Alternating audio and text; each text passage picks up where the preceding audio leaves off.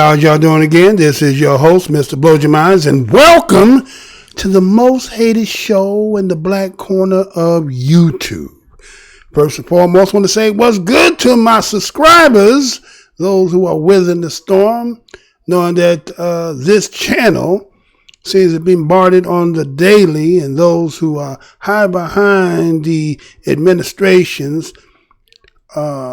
doing everything because they have another way to reach out, and I've reached out to them, and they just got to be doing the same old, but they want to act as if like that these people are wholesome, good, and racism is only what we display. But anyway, welcome to another Black Minds News episode. Passerbys, if you happen to just click on due to the thumbnail, we welcome you over here to the Black Minds News.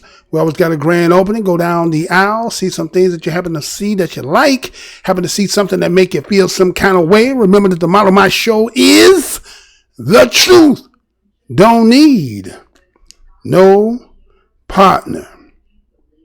Again, today's date is September the 4th, 2020. And,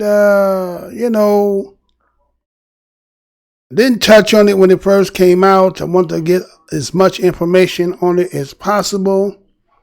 A situation has happened that has revealed itself, and I thought that it would be now appropriate for me to come in and put the Black Minds News perspective to a lot of stuff that's already out there. We all are familiar with the story of Breonna Taylor, and how after all this time, there still seems to be an investigation, no movement forward as to whether prosecution should take place.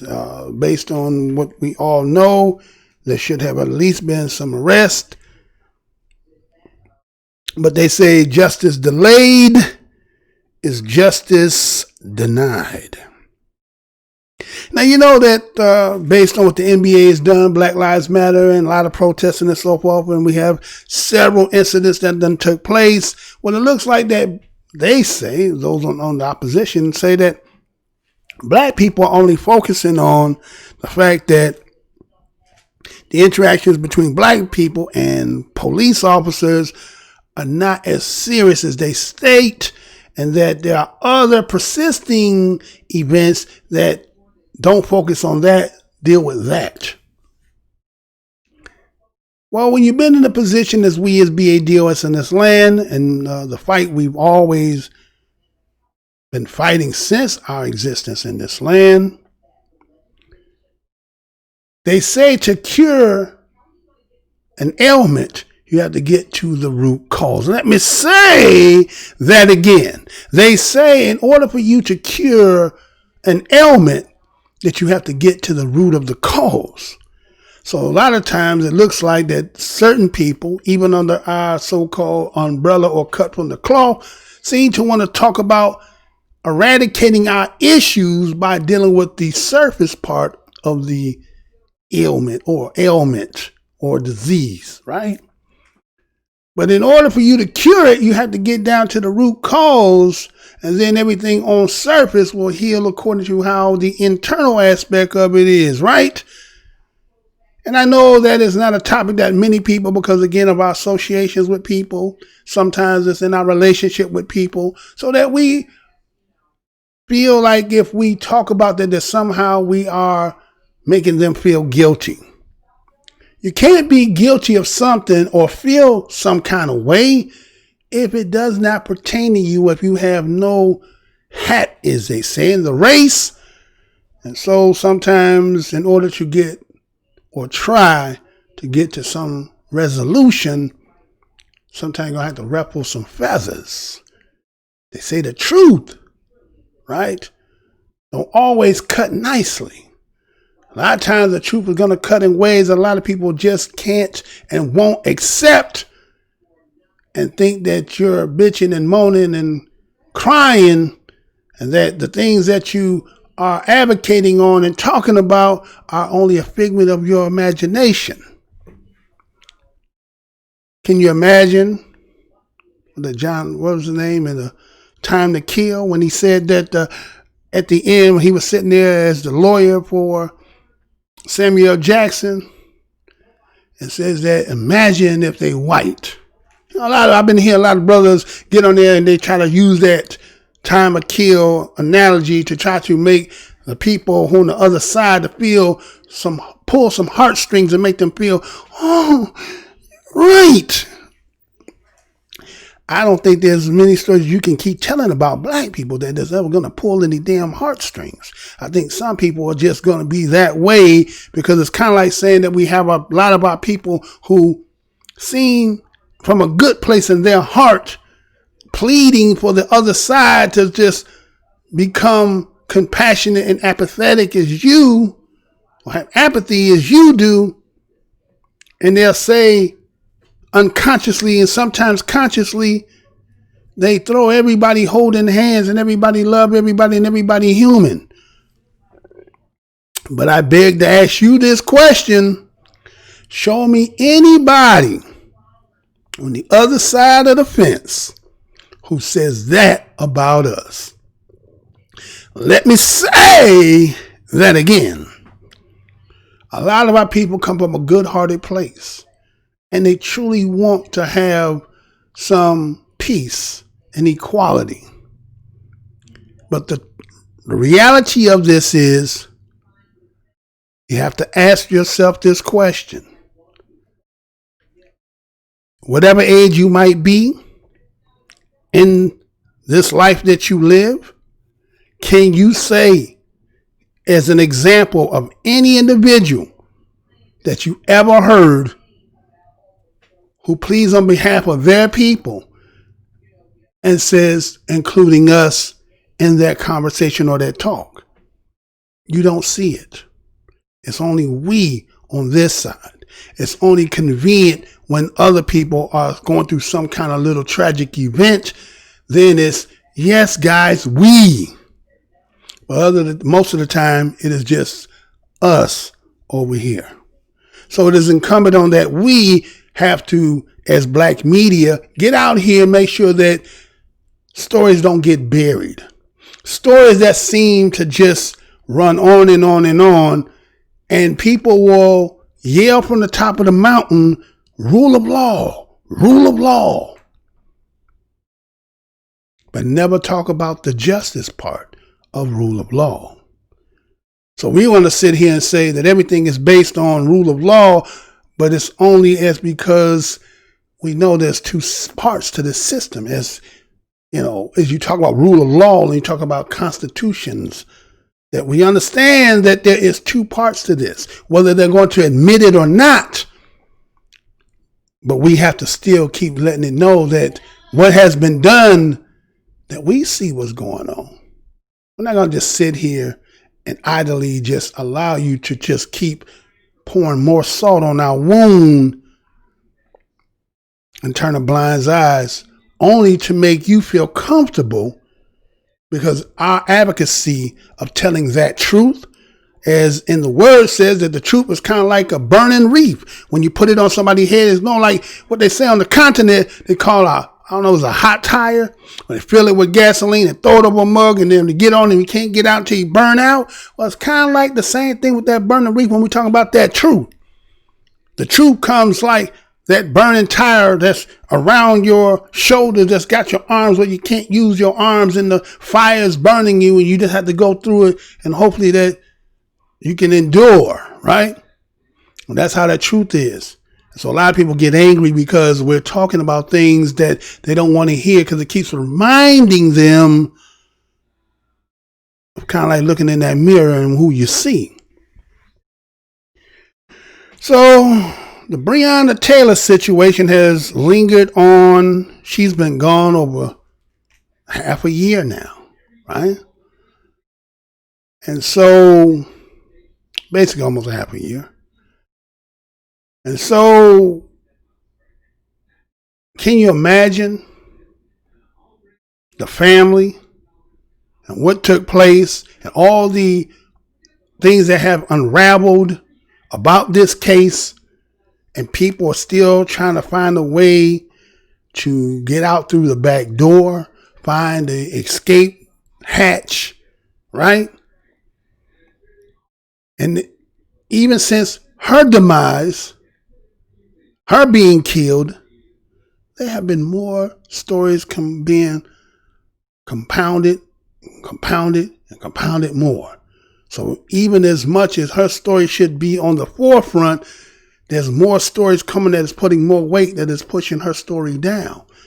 So we must make sure that we keep reminding a nation, because you have advocacy with people who was look at one situation and try to justify the situation, but what done been relayed lately in this, I don't hear anybody talking.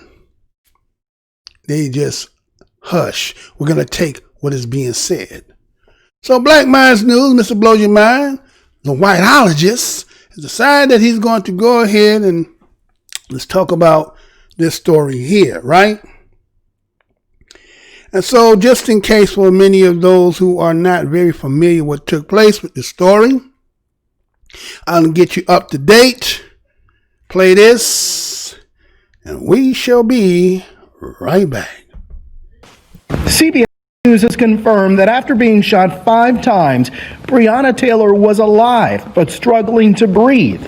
In a revised lawsuit filed on behalf of Taylor's family, attorneys allege that Taylor was left to die. They say that she was not killed immediately, that she lived for another 5 to 6 minutes before succumbing to her injuries on the floor of her home. Turn around, face away! Cell phone video released last week shows officers moments after the shooting with their guns drawn, arresting Taylor's boyfriend, Kenneth Walker, who later told investigators that he thought the cops were intruders. The door comes off the hinges, so I just let off one shot. I still can't see who it is or anything. One of the officers involved, John Mattingly, described how he fired back.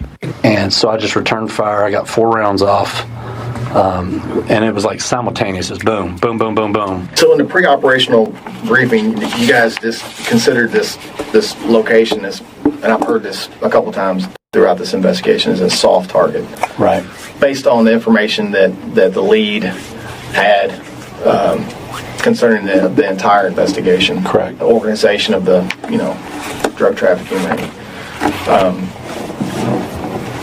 So that's what made the, that's what kind of made you all come up with the original, hey, we're just going to knock, try to get her to the door, the most passive way to serve the warrant. Right. Going back to, you guys, your whole intentions were to have the occupant or occupants come to the door. And you characterized, your all's knocking, announcing. Initially, it's just knocking, trying to get somebody to the door, which kind of, initiates the upstairs resident to come out and make contact with you guys. Right. And do you remember kind of what kind of verbal exchange between the upstairs? Yes.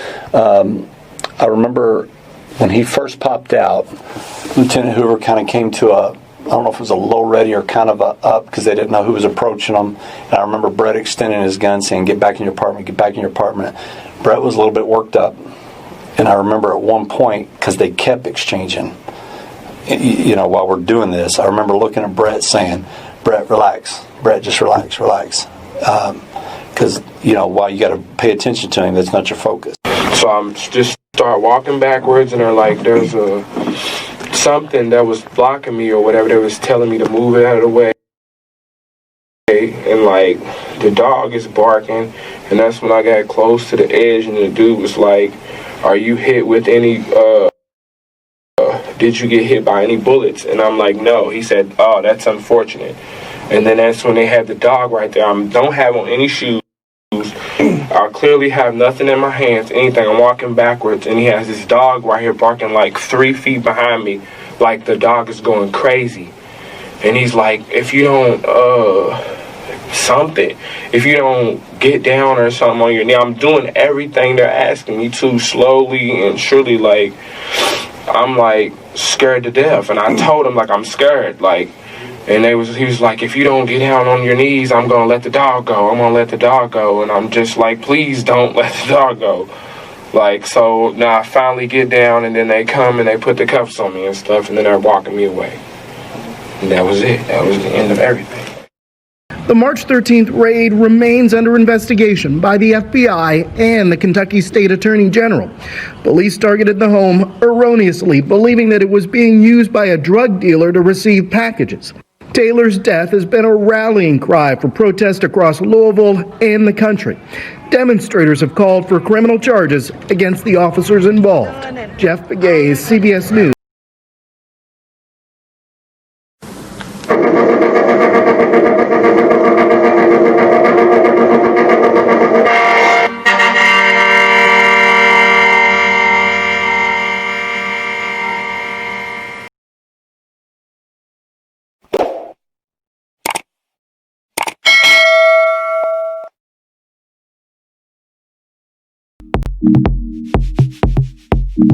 All right, we are black, right? So that's to get some up to speed who may not be thoroughly knowing what done took place, or to rekindle in your mind what did take place, right?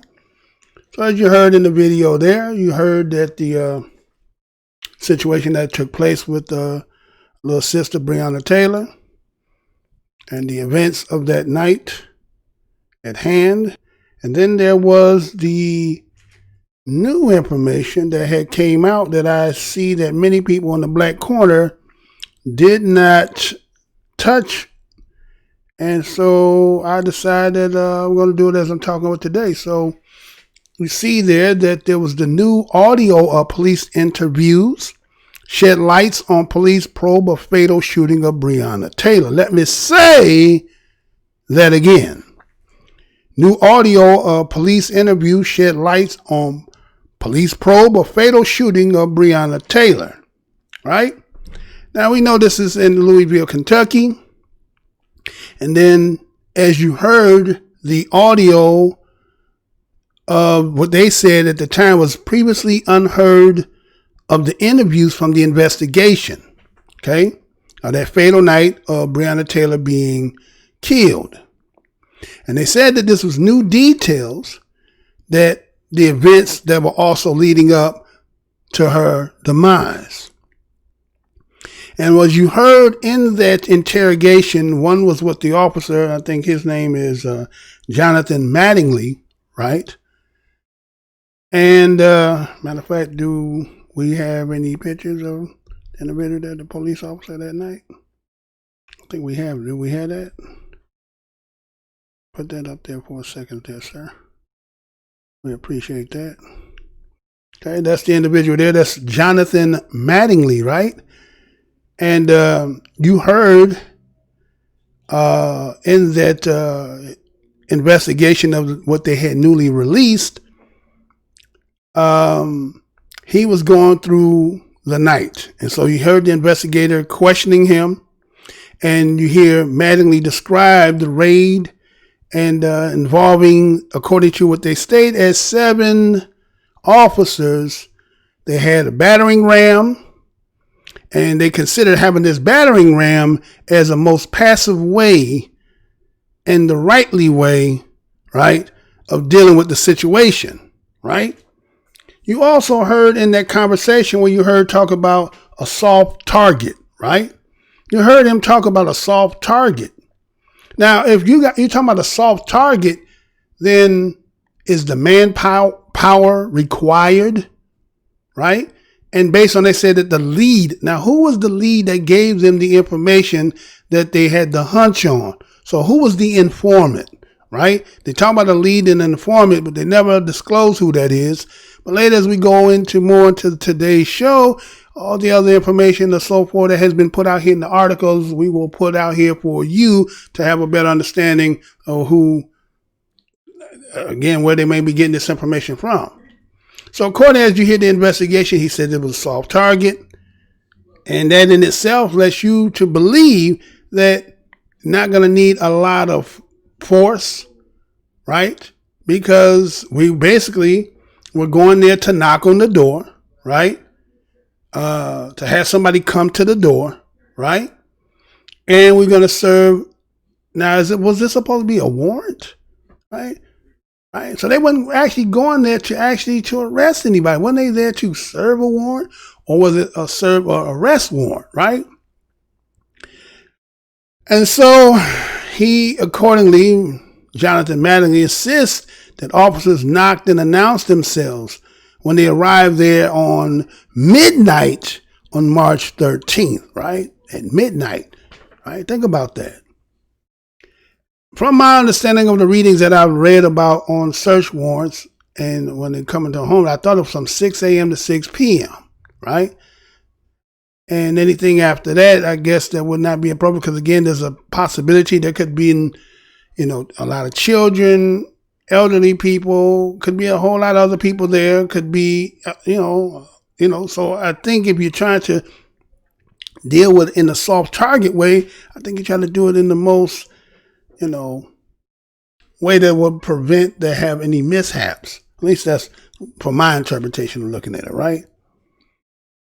And so he say they were banging on the door,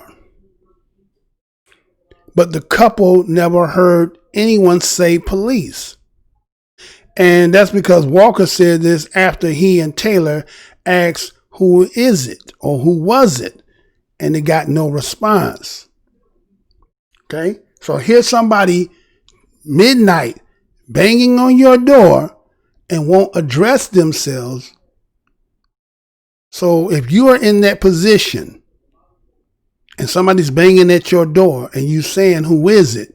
And you get no response, is it time for you to get in a defense mode? You got to ask yourself, are you in a defense mode? Right?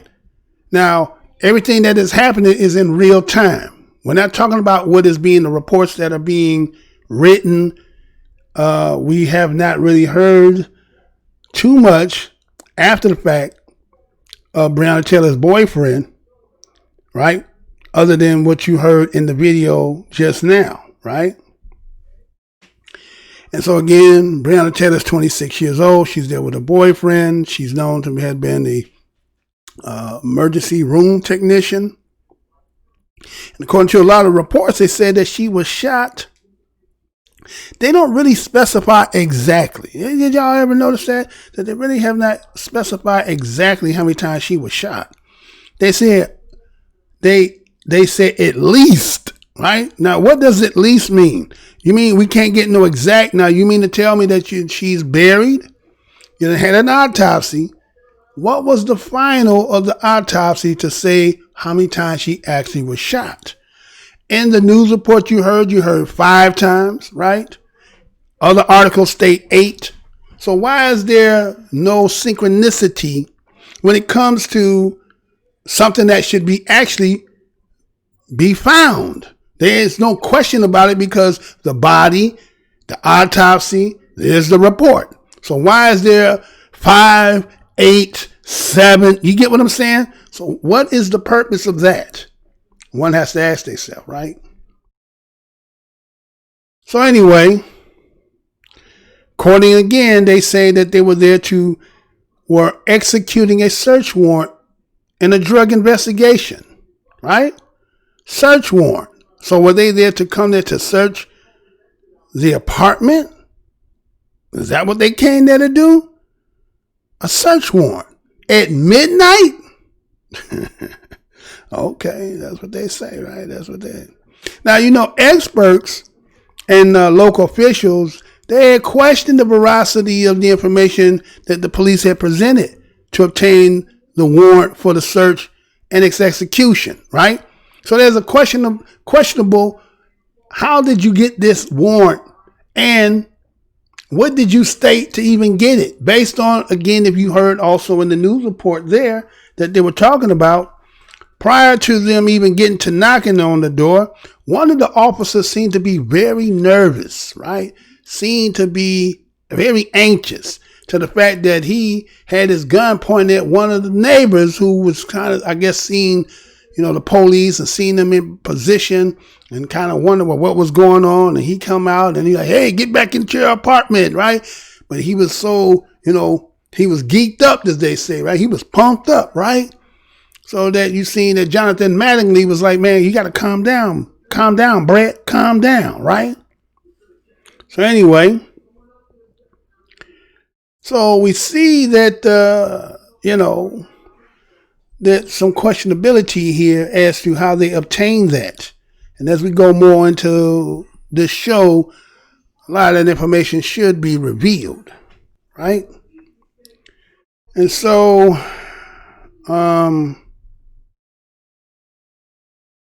let's see. So what we have is the fact that you have, what was the brother's name there? What's that brother? Your brother's name?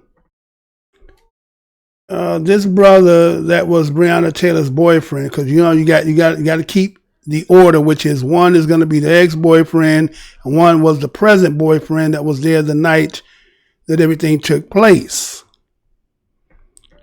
And you heard in the video that he gave his testimony of what took place that night, and you heard Jonathan Mattingly, which is after the fact. And I'm going to go ahead and get more into that to you in 1 second here. We're looking for something here, right? You looking for that? Okay, I think you find it. You got to find that, right? All right, so, well, hold on a second.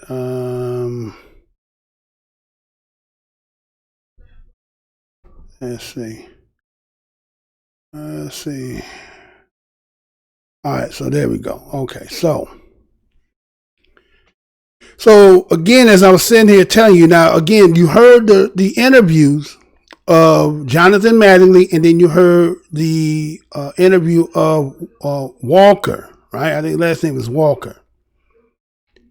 And so you would think that the night that they took these interviews was the same night after the killing of Breonna Taylor, right? But that's not true. So what you have is you have Mattingly, his interview was 2 weeks after the death of Breonna Taylor. Right? And this is what a lawyer was present when he did his investigation, right? Now Walker, which was the boyfriend the night of when this took place on March 13th, he was interviewed the hours after the shooting. He also had waived his rights to an attorney, and then he went into this dissertation about what took place, as they say, emotionally, recalling the chaotic night, saying he did shoot once as what he believed, because he believed it was an intruder that was trying to come into the door. And so what would end up happening, as we all heard, that the 27-year-old was indicted for attempt murder of a police officer based on what he stated. Right? So right then, that tells us you were trying to find a way to use him to be the fall guy. Right? But then later on, the prosecutors end up discharging or dismissing the charges against Walker after it was this rallying cry of the nation's protests about the killing of her, and blacks and those from the George Floyd, Ahmaud Arbery. This is the time when all this was a fervent hot fire, and all those who proceeded even before them, right? So what you end up getting is the Kentucky Attorney General's office and the Federal Bureau of Investigation. They start to get into examine this case, right? Because it was kind of like almost this is what it is. And it was going like, no, nothing was being done. Breonna Taylor was dead. You had the boyfriend. Now you're releasing him. But it's like, okay, well, what about what happened to her? Right?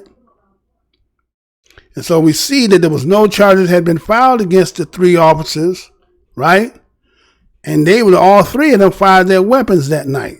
Now, you remember when you heard Jonathan Mattingly say he was boom, boom, boom, boom, boom, right? So he let off 4, right? So if they say all three of them fired their guns, how are you only getting 8? That says possibly 8. So they're not saying specifically. I don't understand how there's not a specific number when there's an autopsy, which means it has to be in a report, but that was never told, right? And so we see that the family of Breonna Taylor filed a wrongful death lawsuit against the officers, and only one of the officers was fired of the three, right? One of the officers ended up getting fired. And so based on all the rigmarole that took place, they said whatever happened that night became kind of murky in the minds. And so what we heard and what we've seen is that the government officials and started to get into this police investigation of the officers, right? It was because of the outcry and everything that was taking place. And so I remember when I seen in the article we talked about the NBC News had contacted the Louisville mayor's office and got in contact with the police department. It was with the city, the police unions, attorneys of the officers who fired their guns, including Mattingly, and they all had declined or did not want to respond. Now, this is in the beginning stages of all this, right?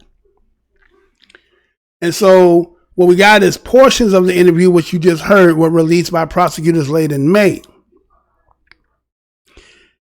The entire of the interviews, they had got turned over to the prosecutor by the police, okay?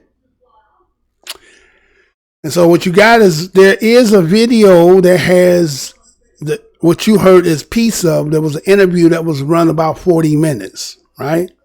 And then what you have is Walker, which is the boyfriend. His is 98 minutes, right? And in Walker's interview, it was noted that the fact that his got interrupted twice. So what ended up happening is they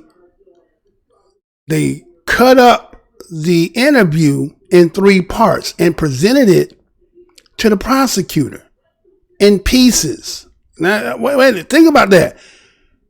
A 98-minute video of Walker's confession of what took place, and they cut it up in 3 different parts and presented it to the prosecutor. Can you believe that? So we see already there was some monkey business going on, but again, are they going to admit that? No, they're not going to admit that, right?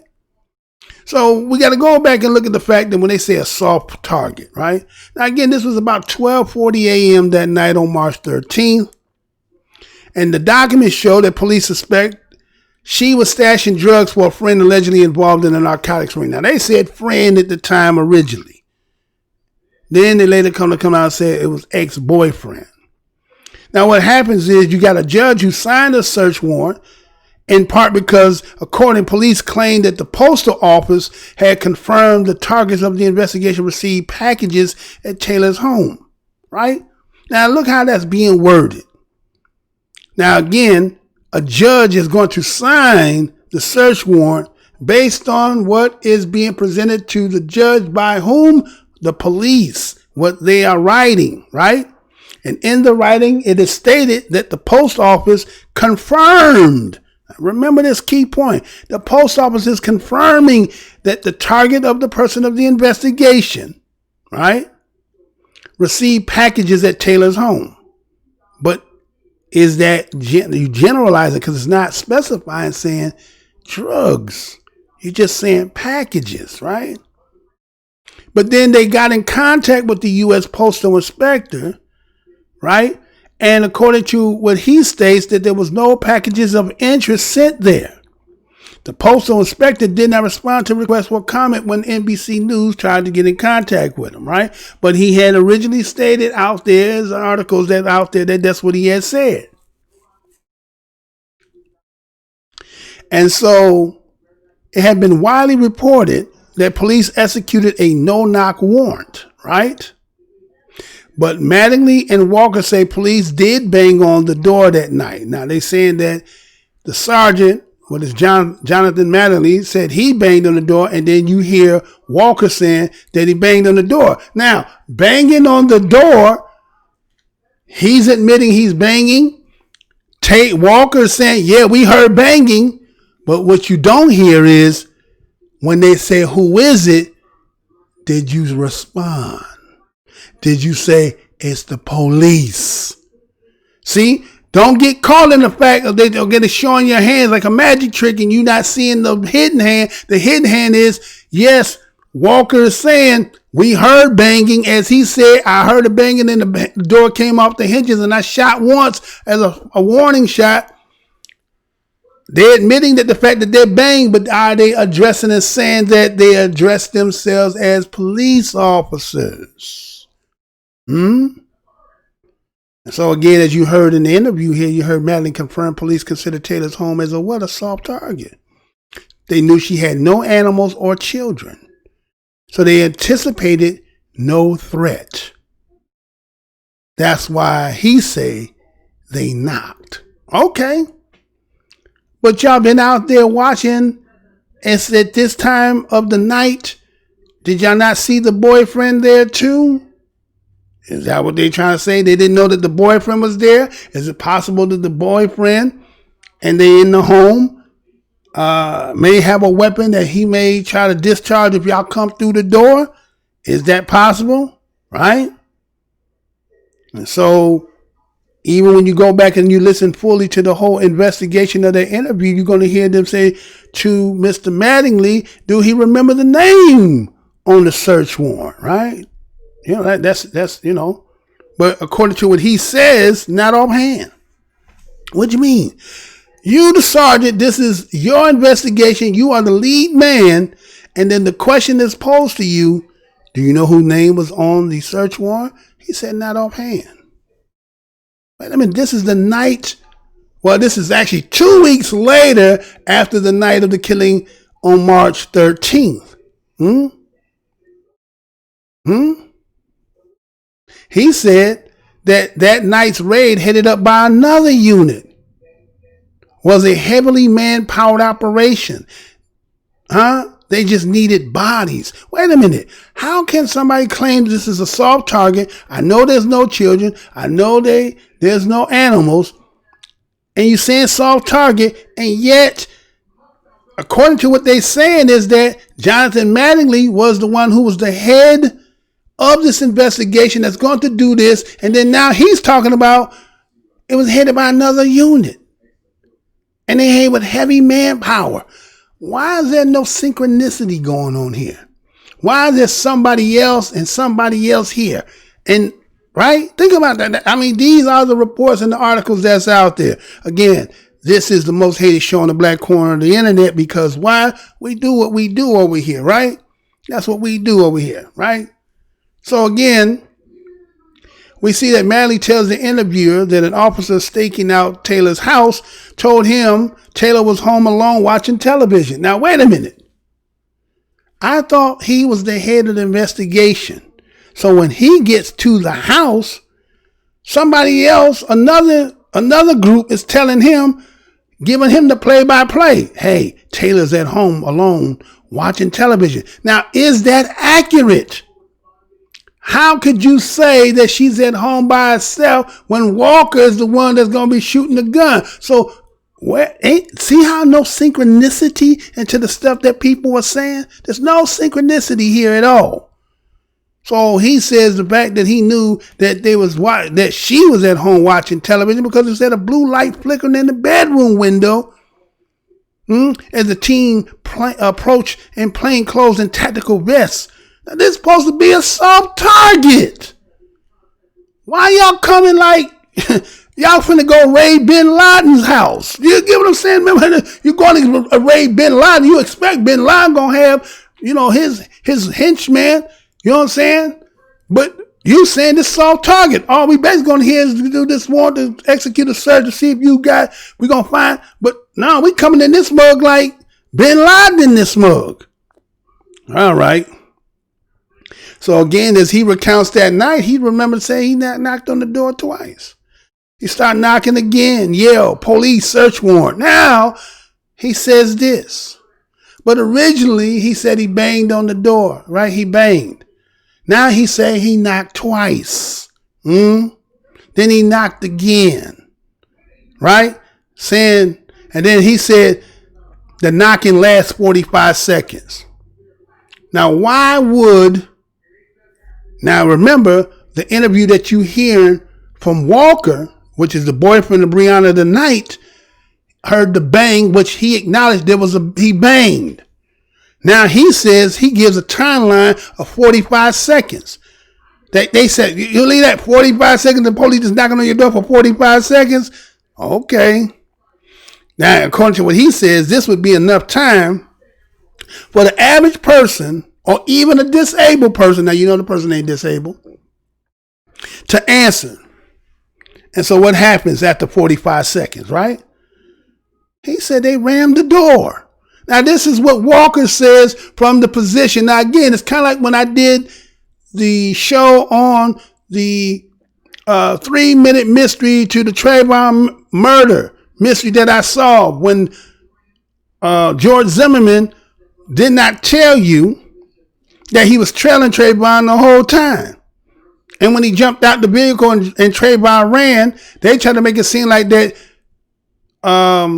George Zimmerman was sitting in the front of the Lowers home waiting for the policeman when he didn't tell the fact that he was in front of the, what they call it, the clubhouse. Then got back in the vehicle, then came out and then went out and searched for him. So they tried to make it seem that Trayvon could have ran home in that time. But no, the fact was that George Zimmerman was on him the whole damn time. Right? But that's, again, this is the bait and switch of what they want to do with you. Want to get you to look over here when they're really talking about this. So what they saying is, you saying you doing these things, and now because you done had some time to sit back and try to, I gotta concoct this in a way to make this story fit. After 2 weeks later, how much time can you sit down and try to reenact the story to try to make that square peg fit in that round hole? But the night that Walker's saying it is on the actual night after dealing with the ordeal that he's stating what he's stating. Matter of fact, when you go back and think about it, as you seen in the video when they were bringing him out, right? And he's talking about how they're going to put the dog on him and all this other stuff. And then he said the officer said to him, right? Think about what the officer said to him. He said, are you hit by, did you get hit by the bullets?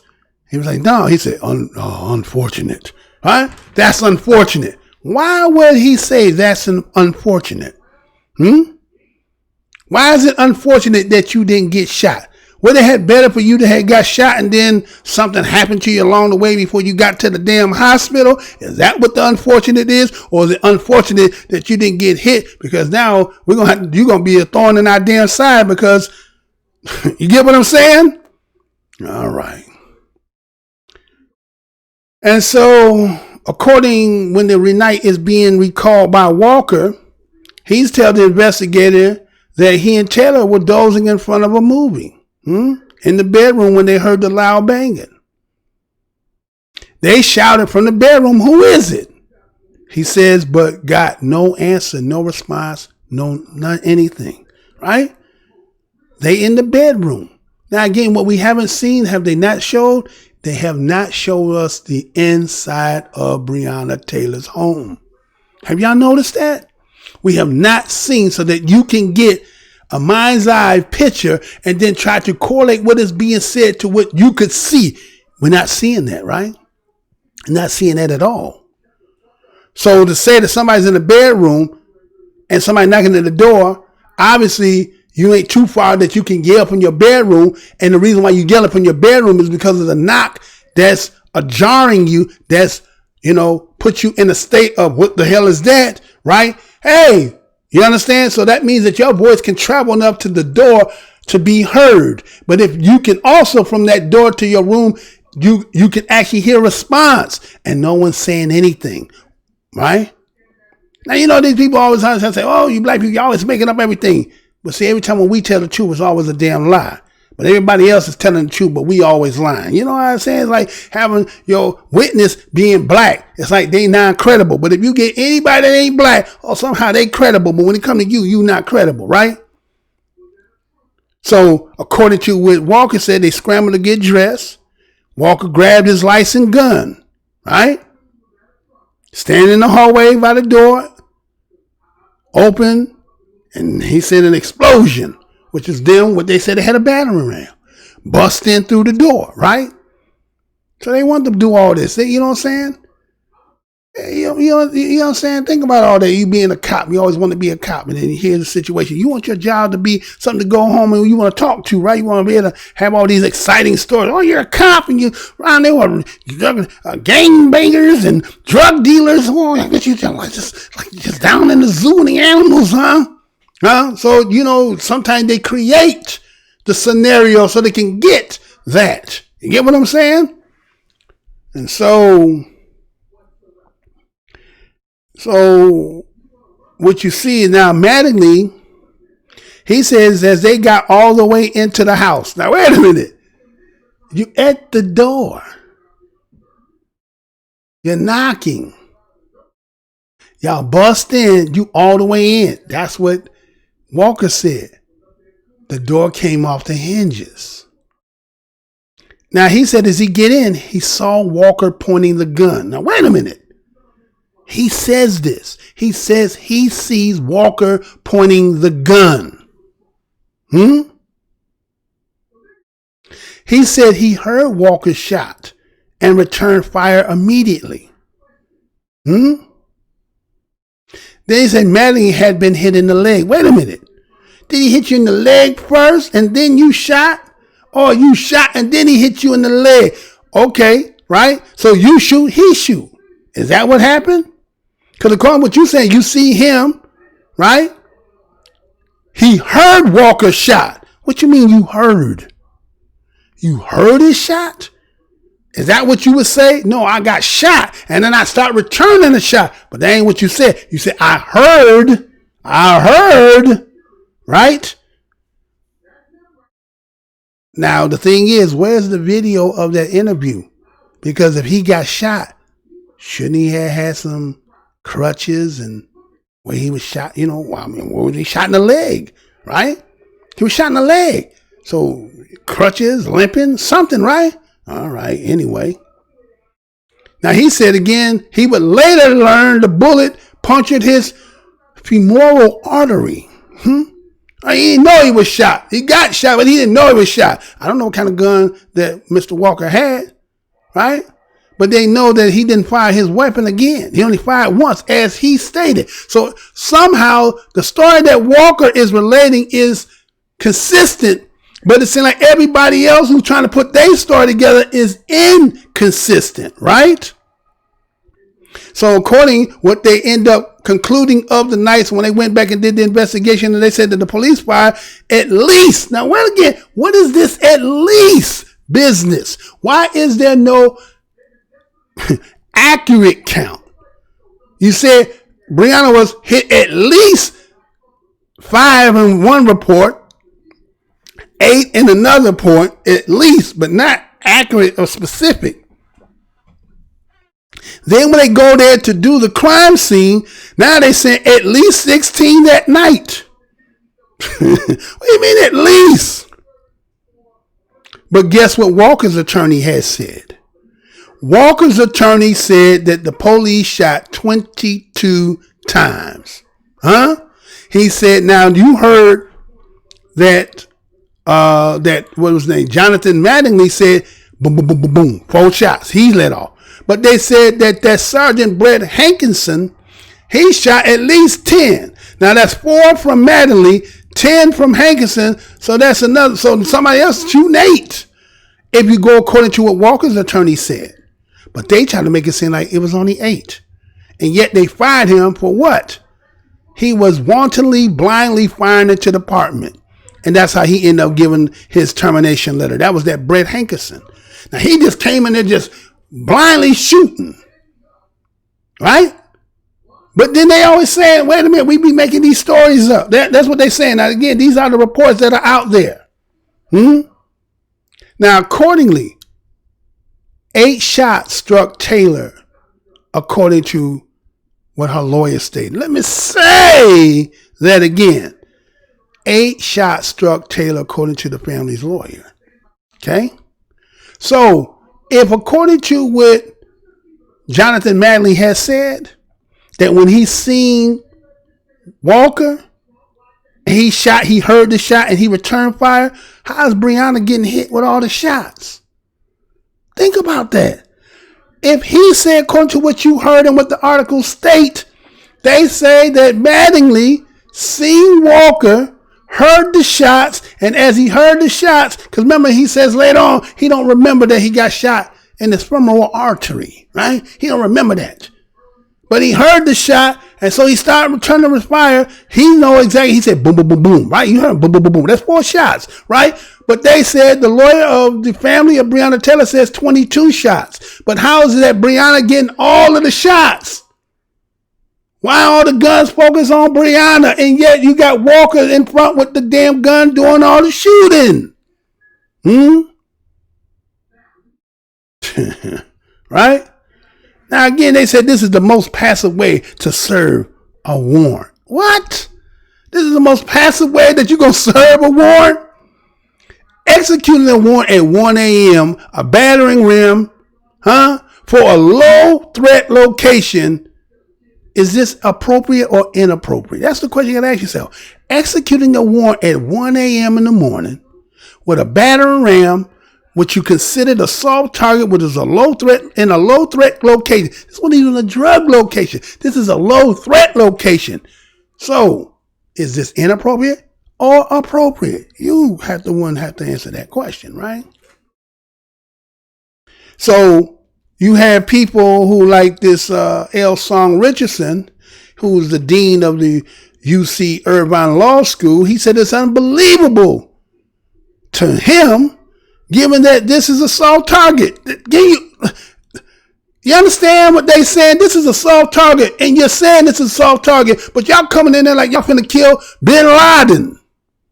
Yet, based on the information that you get to come upon you being late to the scene, the intel is telling you, yeah, she in there watching TV. We can see the light flickering in the bedroom, and she by herself. What kind of intel is this? You understand? There's a lot of incompetence in this. And yet, everybody want to tell black folks, rule of law. But don't talk about justice, because is there justice? Ain't no damn justice, is it, right? All right. So the point becomes, and this is some of the question that the expert who is in constitutional policing, he asked, did they think she had a gun? Or was this all because they thought she might flush the drugs down the toilet? Now, that's a good question. Did y'all check her background to know if she had a gun? So y'all was coming prepared again, Rambo, ready to go in there and go grab up Bin Laden. No, it says soft target. We know we're just trying to execute it. So where's the miscommunication at? Why y'all coming in there gun-ho if it ain't really necessary? Right? So y'all was thinking she gonna, back in the old days, remember the 70 movie, that's why it was. Police not gonna do, huh? Oh shit, we gotta get the shit, put that shit down the toilet, flush. Come on, get all this cane down there, go flush, right? That what you trying to prevent? Ain't that something, man? Ain't that something? So it seems to be inconsistent with knocking and announcing. That with the way they came in that preparation, the way they came in knocking down that door and coming in there blasting, do that sound like a person that was coming there on a soft target, y'all? So in these interviews, the question became raised. The possibility that the police, did they announce or did they not announce? Did they announce and walk in and Breonna Taylor didn't hear them? Or they didn't announce themselves and still came on through? Huh? Right? So you have to say it's inconceivable in one's mind to think that they're telling the truth. Right? Man, this got to be inconceivable. Ain't no way that both of them telling the same. Ain't no way that Walker's story is he telling the truth and the same story that they telling the truth. Somebody lying here. Huh? So now it becomes the crux of this case rests on the warrant that brought the police to the door, right? That's where the crux of this case is on it, right? They call this the boilerplate. Language police use to obtain a no-knock warrant. Boilerplate.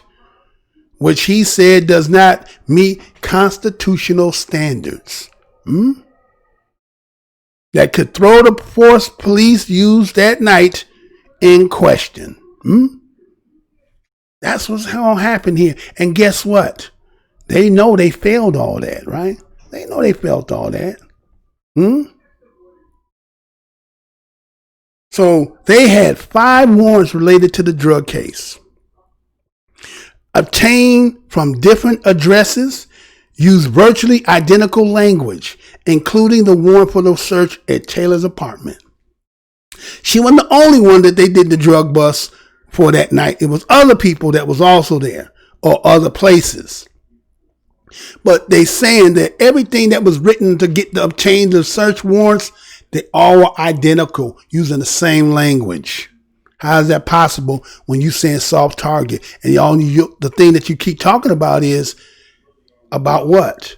You're talking about the possibility of packages and possibly money.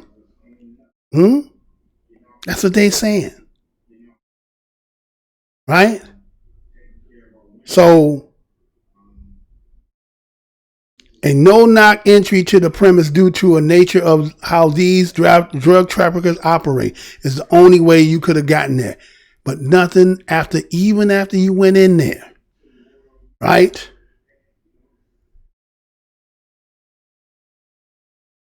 Can you say, even if you're justified in using deadly force, based on the simple fact that they're trying to say that, let's say, that Walker shot at y'all, but y'all was at the wrong place to get to use justification. But that's what they want to do, y'all. This is why they dragging their feet, right? That's why they dragging their damn feet, is because they know this, right? So let's get into another part of this and check this out, and we'll be right back. You ready to do this? Check this out, y'all. Turning to disturbing new development in this now infamous case, the police shooting of Breonna Taylor to death. Now, authorities have been under fire for shooting, basically, the situation here, shooting an innocent woman in her own home, and then there have been no arrests. What I have for you tonight, though, is actually a new twist in a case I've told you from the start that we would stay on. Reports that prosecutors were offering Ms. Taylor's ex-boyfriend a plea deal if he would commit to claiming that she was some kind of criminal. Now, the ex-boyfriend was already incarcerated on a drug charge. The Washington Post reporting that authorities told him if he said Taylor participated in his organized crime syndicate, he could see a possible 10-year prison sentence turn into only a probation. They were literally hanging a decade of prison over this person's head, allegedly, just to go after Miss Taylor after her death. Now, let's be clear. The offer came 5 months after police killed her. Taylor's family is saying it shows that authorities were more focused on basically setting her up and smearing her after death than making the arrests in the police killing. Now, authorities are denying any type of setup. They say this was a draft offered as part of typical, quote, pre-indictment plea negotiations. A member of the Taylor family legal team calls this entire escapade, quote, BS, and says shame on that office trying to attack a woman when she's not even here.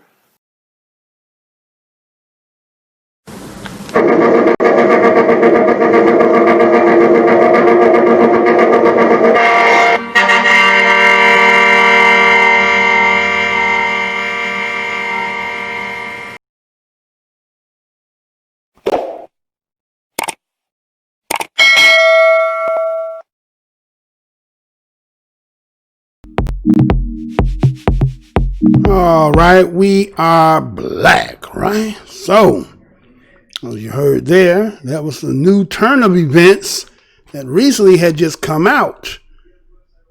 Can you believe that? Can you even believe that, man? You know what I'm saying? Can you believe that? It's unbelievable, right?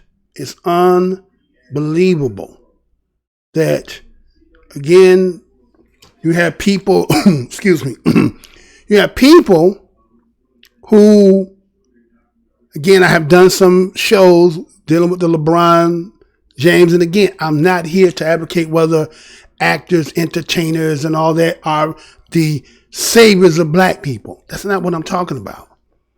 But a man who's cut from BADOS decide that he wants to advocate on behalf, who are you or I to say he can't?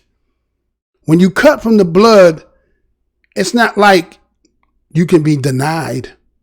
When you of the blood, you of the blood. So no one can deny somebody when they're a part of something. It's not exclusively for a group. It's kind of like saying that how people will say, you know what? Why don't y'all go back to Africa? We don't got a problem going back to Africa. But there might be a problem with us going back because, again, we will be still considered outsiders. We might still be considered people, even though we are African descent. But as of the monarchy of today on the continent, we have to try to acclimate. We have to learn the language. And we also have our still distinct look. So we'll always be kind of looked a little as, you know, a relative that you really didn't know, that you come to find out that your relative, you have kinship and blood ties to, but you have to build that relationship up so you can actually get to know them. Now, if you're a child, it's easy, but when you're grown and doing it, you know what I'm saying? You acknowledge if you celebrating these holidays and, you know, events that you come to and stuff like that, but as being like co-signing on everything, they have to earn that, right? So there can be a little bit of, you know, a little division amongst you, right? So what I'm saying here is, let's look at this. Okay? Because see, they saying that, Breonna Taylor's ex-boyfriend says she had no connection to illegal drugs, right? He's vouching. He's co-signing. He's the one that's got the case. He's the one that, according to what you heard in there, he's the one that was already arrested the night that when all this is taking place, he's already been arrested. So who was the lead that sent y'all over there? We're going to get into that as we get more into this story here, more into the show, right? So as you heard in there, you hear them sitting there stating that an offer was made, right? An offer was made. Can you believe that? A person who is no longer able to defend themselves. So we're going to use that, and then we're going to try to get the person who involved based on the fact that we're going to pile up on him all kind of charges. And again, we're not here to condone. If you're selling drugs, and especially if you give it to BADOS, I don't have no respect for you. I understand people got their hustle, but to me, you kind of on the oppositional side doing their business for them.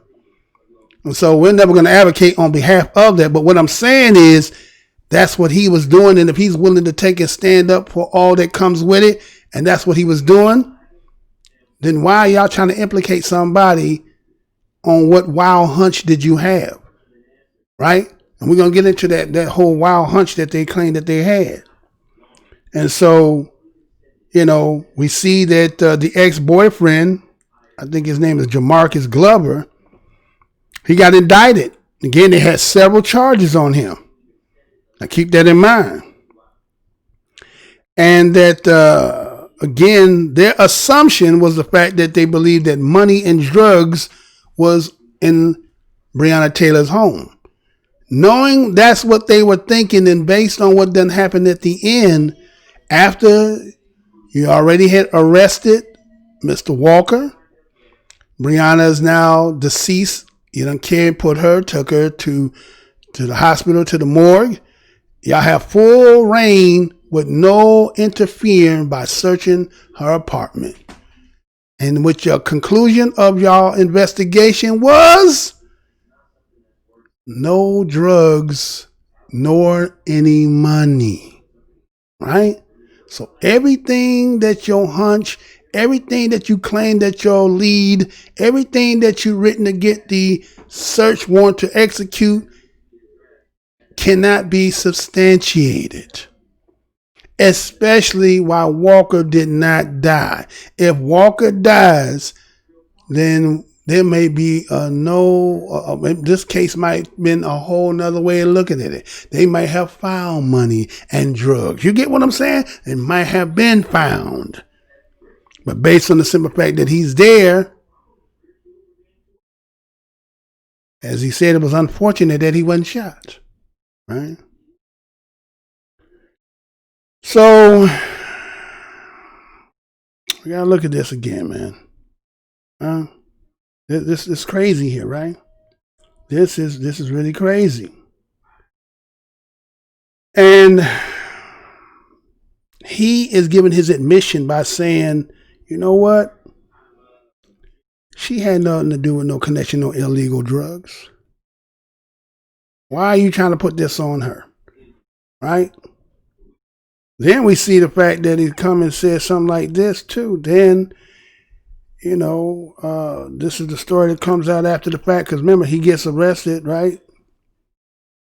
Matter of fact, I don't think I even showed that. Did I show that?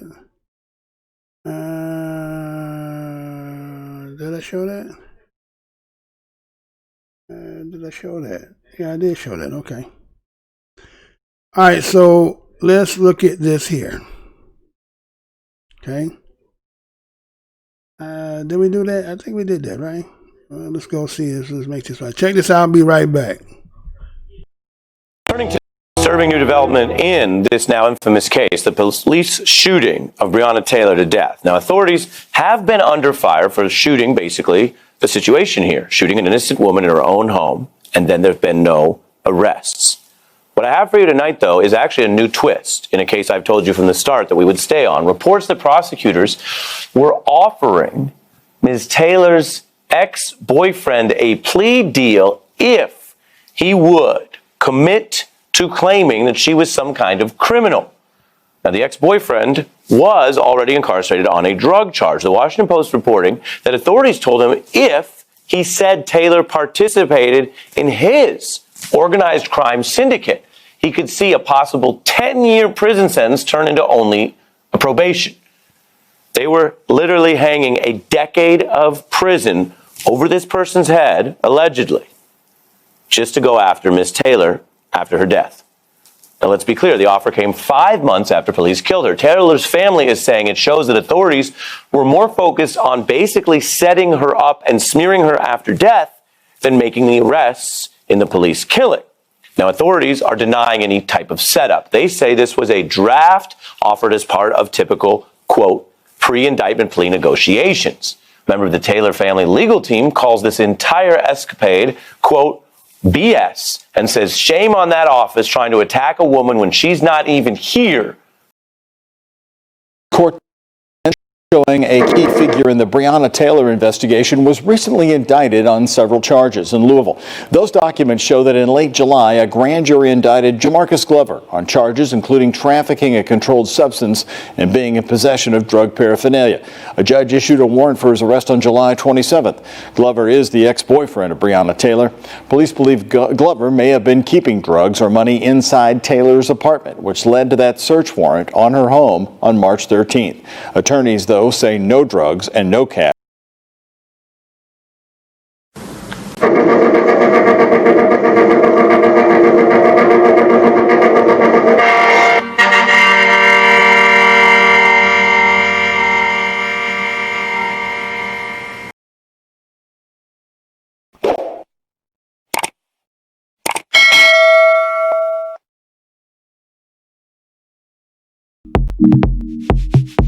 All right, we are black, right? So, I had to give you a double dose of that one just in case you didn't get it the first time, and then came back and showed you that how the Jamarcus Glover had been indicted, again, on several charges. And then I showed you the fact that he stated that she had nothing to do with, right, any illegal drugs, right? And as you heard in there, you heard that this took place, right?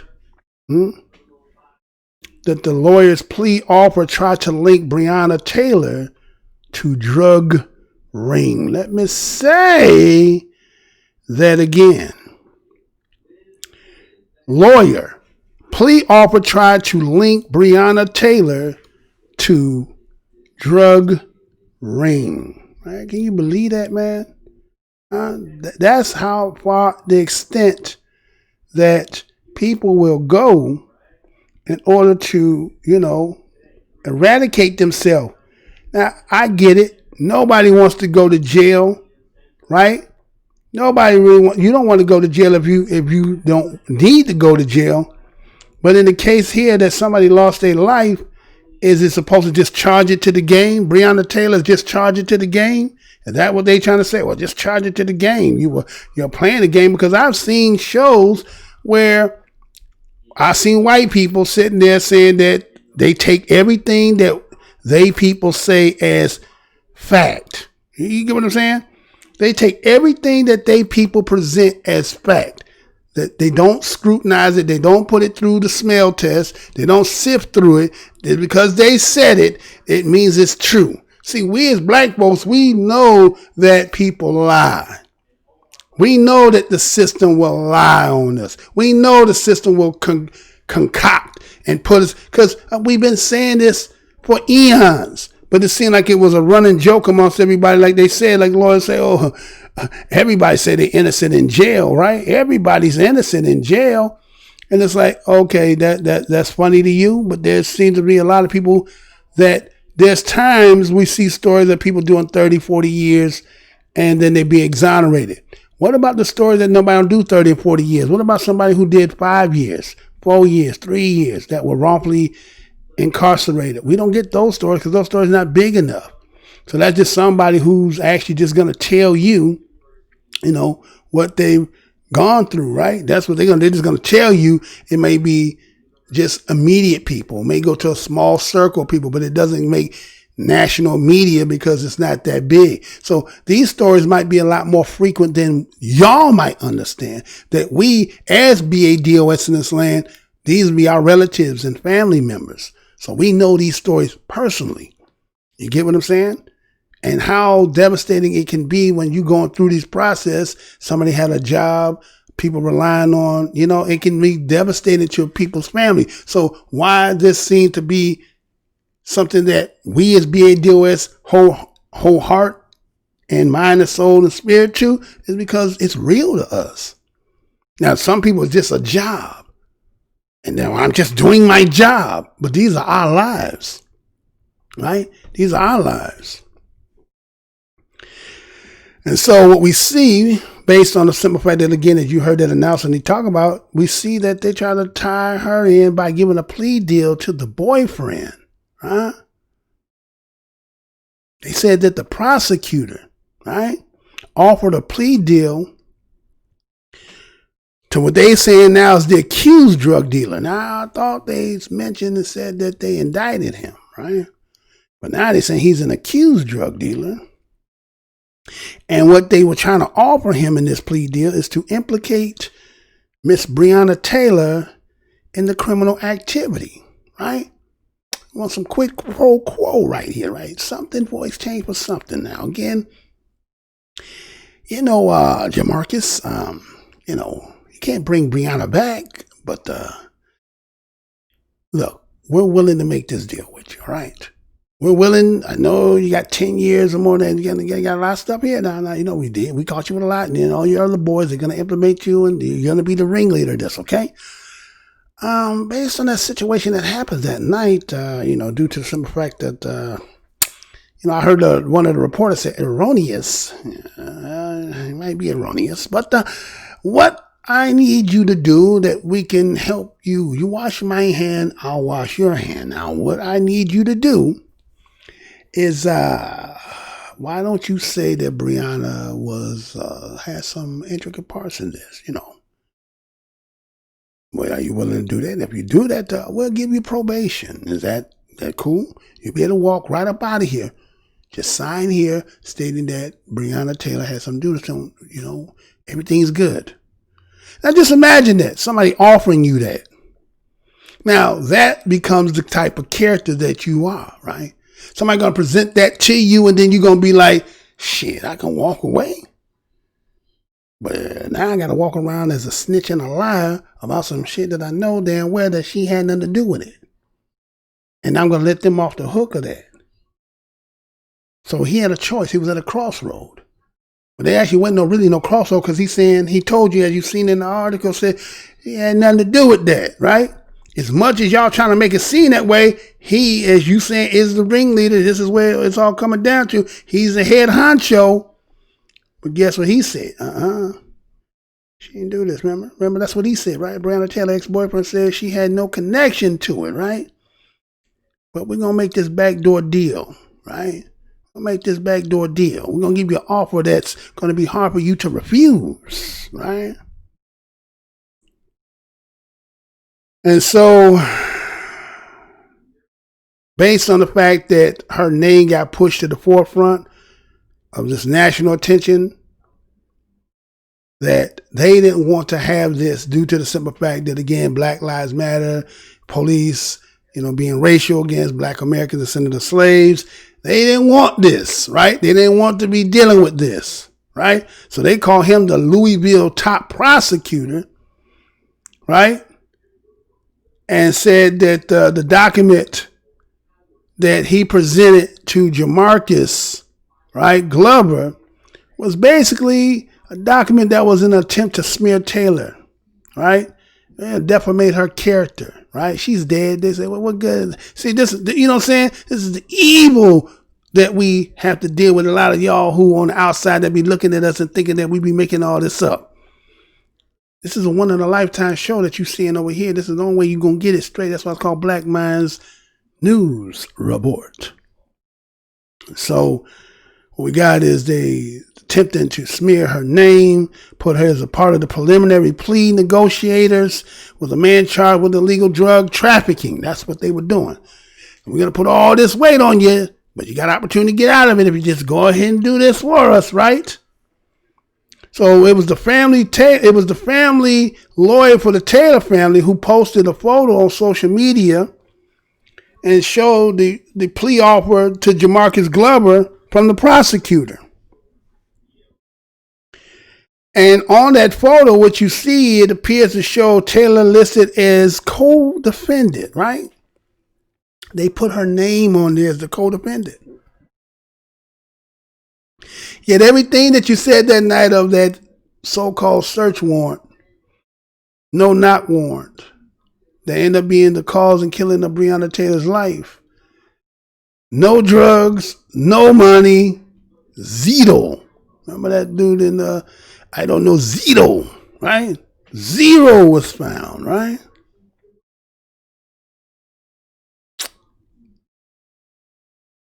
And wanted her to be a part of his illegal activities leading up to the April 26th week after her death. She was already dead. And here they were still trying to get convinced to get her to be a part of it. Can you believe that? Why would they put her name on there? Is that outrageous to y'all? Is that how y'all see that? Is it outrageous? Do you think that's outrageous? Or did you just think that's just normal police play?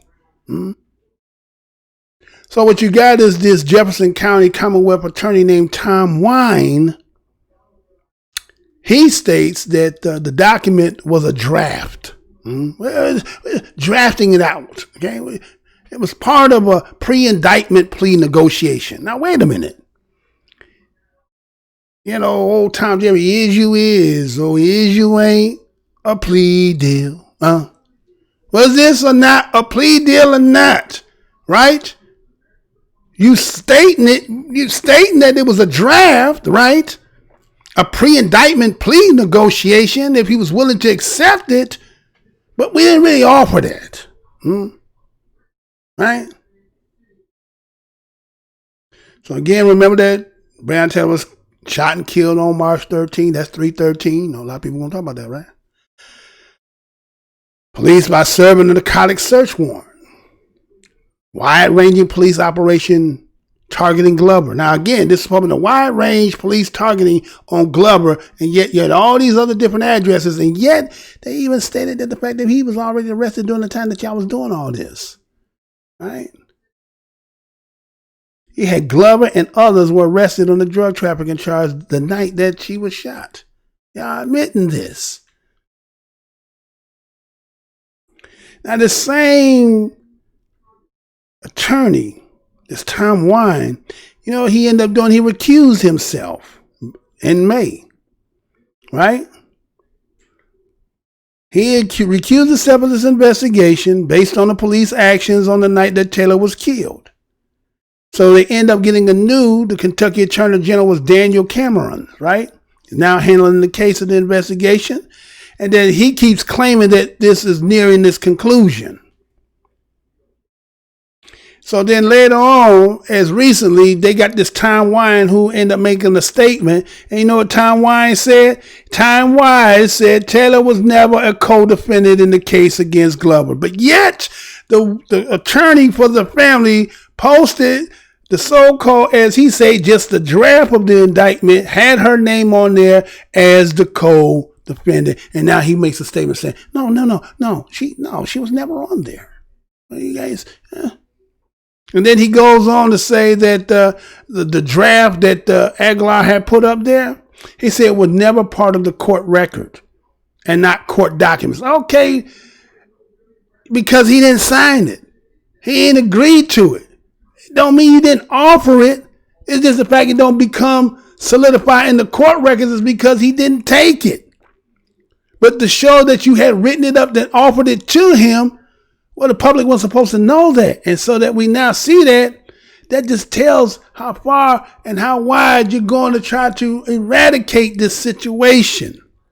And so he goes on, this Mr. Wine said that he advised of the pleas.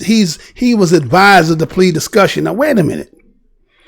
Now, he's kind of saying that wait a minute. He is the top prosecutor before he recused himself, and now he acting as if like he had no knowledge about the plea deal. He was advised, he was told about it, but he ain't got no decision because he is the head of the department, but he ain't made no decision as to that. That's what, See, they think we just, we just can't get right. We just can't get right, And so he decided that, he said that out of respect for Miss Taylor.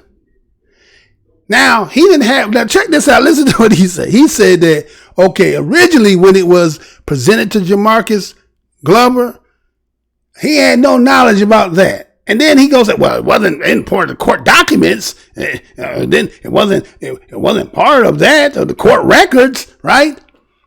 But now he comes back and said, well, out of respect for Miss Breonna Taylor, I directed that Miss Breonna Taylor's name be removed. Now, wait a minute. You ain't part of it. You done recused yourself. So how you got weight to say something to take something off? You didn't know it was put on there, but you know they said to take it off. What? Man, Everybody talking us like we brand new. We the oldest group in this land. We seen all the game. We done seen all the tricks he done played, right? We done seen them all. So what he goes to do to try to show that what originally what he had posted, that was not it. He went and provided a copy. He said this was the final plea. Now, wait a minute. Final don't mean, okay, you said negotiation, which means, offer, counter offer. We decline. We're going to re-offer. You get what I'm saying? So just because you come back now and say that it's the final plea deal, don't mean that you didn't originally present what they showed and said, and then you can't deny the fact, but you're going to try to, again, wordplay. See, this all got to be wordplay because, again, you got to remember that the propaganda and this stuff that needs to be presented out here has to be for what? The public, right? The public must know this because why? Why? Because you got to still get this jury when it comes down to doing these cases, right? So what we trying to do is get public opinion by presenting something to, throw enough shit in the wind and hope that something stick. Well, the people that when we go to start getting these jurors, that some of them done bought hook, line, and sinker. Because again, just like what's happening in this country, that certain elements and certain persuasions, certain ethnicity of people are tired of seeing themselves in the mirror. So again, we can't have another loss. So what we did is we threw enough shit out there that hoping that when we go ahead to get up to do this, to ring it up, to register it up, to ring it up, that a lot of the shit we done put out there gonna stick, right? All right. And so he went and presented this copy of this final plea deal offer to Glover. It did not include her name, right? Didn't list her address, his place of Glover picked up his mail packages. So wait a minute. Then why was all that stuff being said originally then? Why is all that stuff talking about, you know what I'm saying? Why is all that stuff being said? And matter of fact, I'm going to talk about that as I go on some other stuff here, right? So keep that in mind. And he's now saying that we're going to take all that off. Now, you think they doing this because it's the right thing, I'm respecting her? Or is it because you know you can validate it? Or is it because of the simple fact that it was a lie? Right? But so, okay, so now you want to make it seem and appear that you're doing the right thing, right? Okay. All right. And so again, the family attorney, he said that he had received the photo of the plea deal with Taylor's name on it. Now here's the attorney for the family who said that the deal that you gave to him had her name on it. How can he state that if that's not fact, and then yet he can produce it, right? And so time-wise, again, he says that the final plea offer was sent to Glover on July 21st. The offer, he said that Glover would not have accepted the deal for a 10-year sentence on a dozen drug charges in July. Glover turned down the deal. Exactly. So now what you said, aren't you admitting that you did it, but he didn't want to sign, he didn't want to accept it. So now you came back with this other deal, or you went with the other negotiation, or this was, didn't you just tell on yourself? I mean, no, we ain't smart enough like that. We don't see it like that. No, we don't get it, y'all. We just deep like that, right? So again, Wine says that Glover implicated Taylor in his criminal activity. Now, what he gonna do is he gonna say, now wait a minute now. We have the phone records that we told everybody about that, Glover was having contact while he was locked up in the jail. He was calling Taylor on the jail phones, okay? And what happened was Glover, he was called her, according to our records, about 26 times in early January. And he was calling her and say, hey, I need you to go to some bond money for me. What? Wait a minute. Okay. Let's just say if that's fact. Let's say if that's true. Just because he said get bond money, did that mean that necessarily mean that was the drug money? Or could have been she working? I need you to help bond me out and I'll give you the money later. Yeah, it could be something that could it have been her money? She was in a relationship with him, right? Or you saying that he had the money that she gave because later on some other stuff that's going to come out. Okay. And so if that being the case, he said that the plea documents furnished by Wine also, Glover kept some of the money at her. Now he's saying that he admitted that he supposedly, according to the phone call, he left money at the house. But okay, let's say if that was on the phone call. But the night that you went in to execute that search warrant and went in there and shot and killed her up, went in there and searched, you found nothing. So why even talk about it? What good is that going to help you now? What good is it to say that with the phone calls and what you did, but then when you actually went in there tonight to get it, you got nothing? So we see that the boyfriend, the other boyfriend, not the ex-boyfriend, but the Kenneth Walker, he filed a lawsuit seeking unspecified amounts of damages from the city of police for assault, battery, false arrest, malicious prosecution, right? Again, remember they originally tried to charge him with attempt murder, right? So that's just how that goes, right? You know what I'm saying? These are the kind of stuff that we deal with on the regular, right? This is the kind of stuff, right? But white folks who don't come from where we come from, and I know that these be your family members and stuff like that, and friends, sons, and all that, but that don't necessarily mean that they ass ain't untruthful. That they don't be lying. A police officer job is a merit job, right? Isn't it?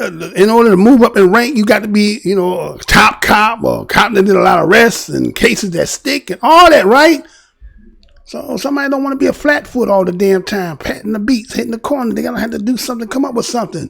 The pay that I'm making is okay, but I need more money. You know what I'm saying? Got baby on the way, got side chicks, all that stuff. You know what I'm saying? 36, 40,000, whatever it might be. I need to make more than this. So in order for you to elevate and graduate, you're going to have to put in some work. And guess who is the cannon father for the work? Regardless to whether it's copacetic or not. But y'all don't want to talk about that, right? So let me go ahead and show some of these people who was actually dealing with the case here. Let's see some of the stuff they said. Let's check this out and we shall be right back. We ready to do this? Check this out. I'll be right back, y'all. Now, the segment is Lenita Baker. She is a member of the legal team for the Taylor family. We're also joined by Mark Claxton. He's a retired NYPD detective, director of political affairs at the Black Law Enforcement Alliance, and an expert on policing and civil rights. Good to have you both here. Lenita, we have been on this story. This is quite a twist. In your view, what does this reveal about the authorities' approach to this case? This is shameful that the Commonwealth Attorney's Office would stoop to this level in working with Louisville Metro Police. I am a former prosecutor, and the term co-defendant is very specific. It's someone who is charged in a pleading. Breonna Taylor was never named as a co-defendant in any offenses, and to name her in a plea negotiation is reprehensible on the part of the Commonwealth Attorney's Office, and they should be ashamed of themselves to try to smear Breonna Taylor's name after her death. And to be clear about the process here, in the open case, she would be the alleged victim if there were charges in the shooting case. Is there any other evidence, as a journalist I have to ask this so we're clear, that suggests they had a lead about her being somehow involved in criminal activity that night that might be germane? Or do you view this as the authorities trying to cover themselves and smear her to sort of justify the shooting in the court of public opinion? It's definitely a chance of the authorities to smear Ms. Taylor's name. Once all of the evidence is put forth to the public, again, we're under a protective order, so some things that we've received privy to discovery we're not able to talk about. But once the public is able to see all of the evidence that we've seen, they will know for certain that this is nothing more than a smear attempt for Ms. Breonna Taylor. We've seen this time and time again in police-involved shootings where they try to go back and smear the victim. But there is nothing that indicates that Ms. Taylor was involved in any illegal activity. Jamarcus Glover is adamant that she was not involved in criminal activity, so much so that he rejected the plea deal, which would have offered him a minimum sentence if he would sign the paperwork. He said no. This plea deal was made available to him in July. He rejected it in July. He still rejected it, and he has made it clear that he will not sign anything implicating Ms. Taylor because it's simply untrue. He's not going to lie just to get a favorable deal. And on that, just briefly before I go to Mark, viewers are familiar with, we've covered all kinds of cases, including in the Mueller probe, where people make deals. They trade on information. Ms. Taylor, tragically, is gone and dead. Just to put a point on it, you're saying this other individual, whatever his situation may be, is risking years in prison rather than do what he says would be saying something false about her. Correct. He has said time and time again that he refuses to implicate her, even if it means that he's facing more time, which he would be facing more time if he does not come to a plea negotiation with the officers.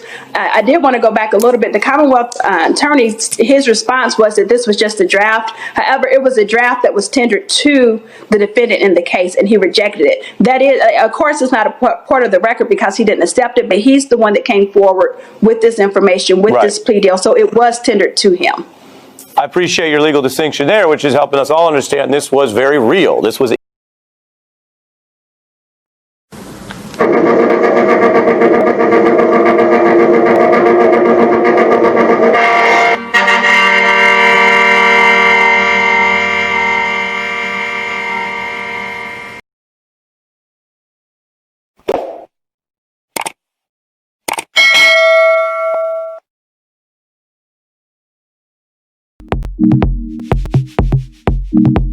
All right, we are black, right? So,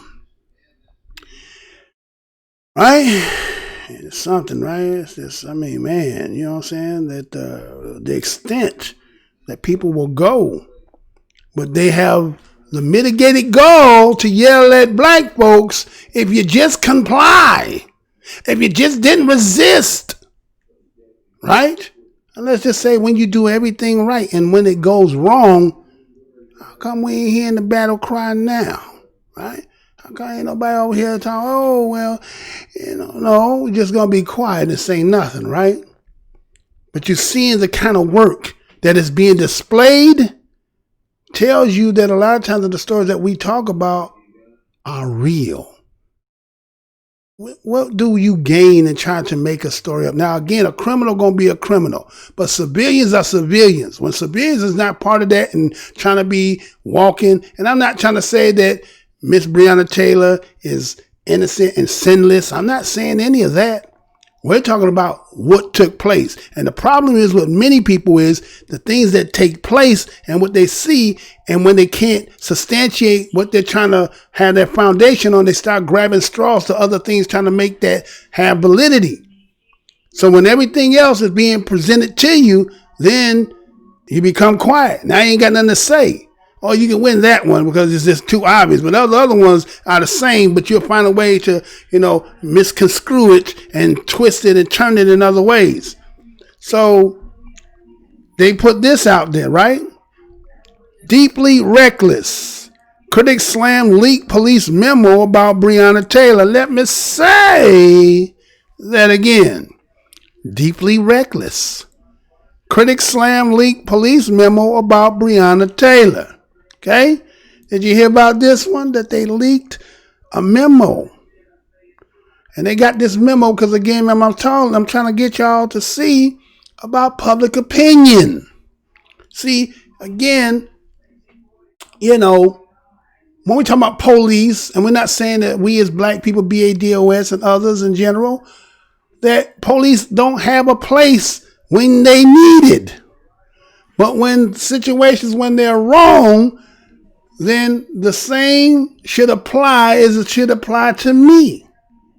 But it seems to be like, no, and we understand on the team and protecting your teammates and all that, but somebody lost their life who didn't deserve that, and you can't substantiate to even make merit of how the situation even arised. So now we're looking at the kind of stuff that when they say the tools of the trade, these are the things that are being presented. And so it showed that they said that a leak from the Louisiana Metro Police Department had a memo that showed the investigators had more evidence. Huh? What do you mean they had more evidence? I thought everything was already given the first time. No, they had some other stuff going into the repertoire, right? We're going to go into the back in the repertoire stuff, right?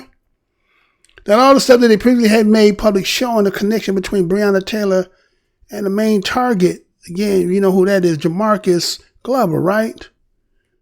And how that whole thing turned into how they end up barging into her home and end up she being killed by this, right? So we see that this memo that they leaked that's out there, again, you could go on to, I probably should have put the link in there, but you could go in there and read the totality of it. It's about 76 pages or something like that.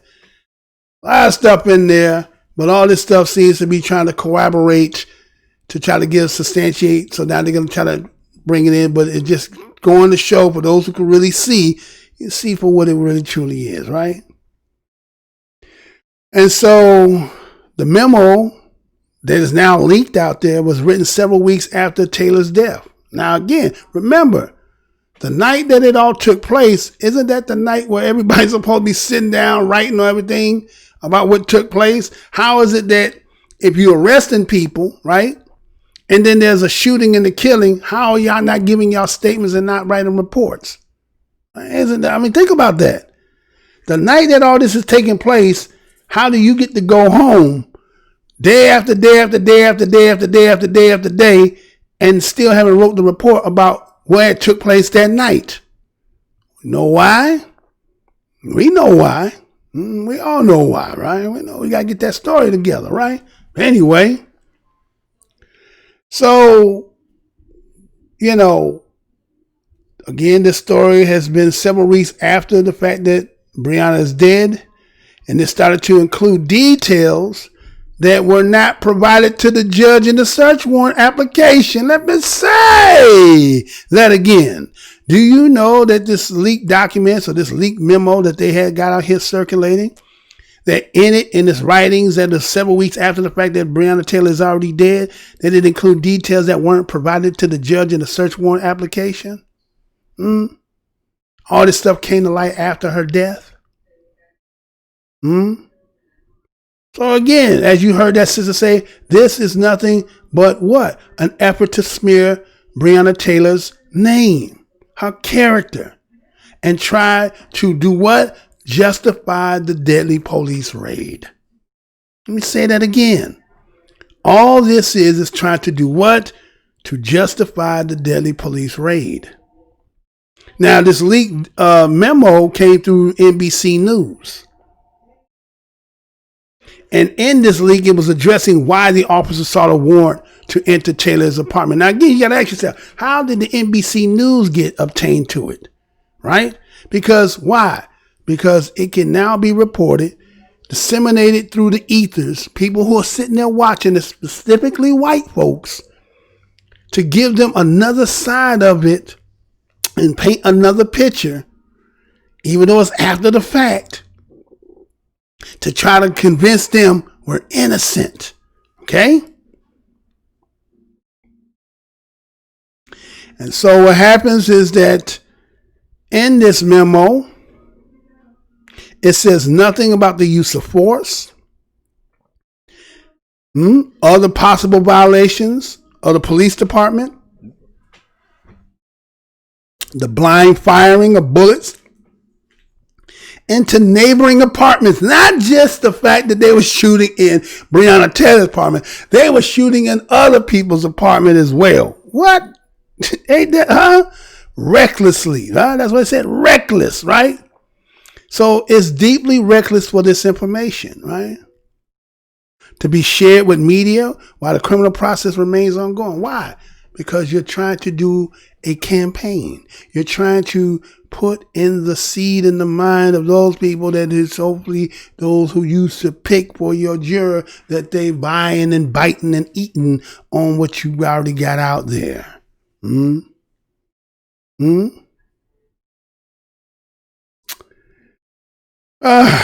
So again, Breonna Taylor was 26-year-old who was an emergency room technician, getting killed on March 13th at midnight or 1 in the morning. When they came and broke down, executing a search warrant.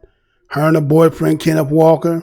And they want to talk about the fact that Kenneth Walker shot it through at the front door, striking one of the officers, right? Not knowing that the fact that from the perspective that he's coming from, that he's looking at it as a home invasion, right? Then they talk about how the fact that the police opened fire, hitting Taylor 5 times. Why they say 5 and then they say 8? The family says 8, right?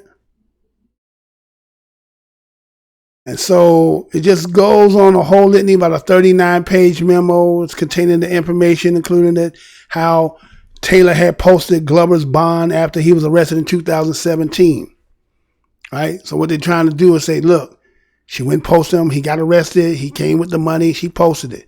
Does that necessarily mean that it had to be drug money? Again, I'm not here to co-sign anything. I'm just saying, have you substantiated that? Have you tied her money somehow into drug money? Right? You get what I'm saying? And again, he was arrested in January 2020, right? According to what they said, that according to this leaked memo, talked about how the fact that she called him 3 times from jail.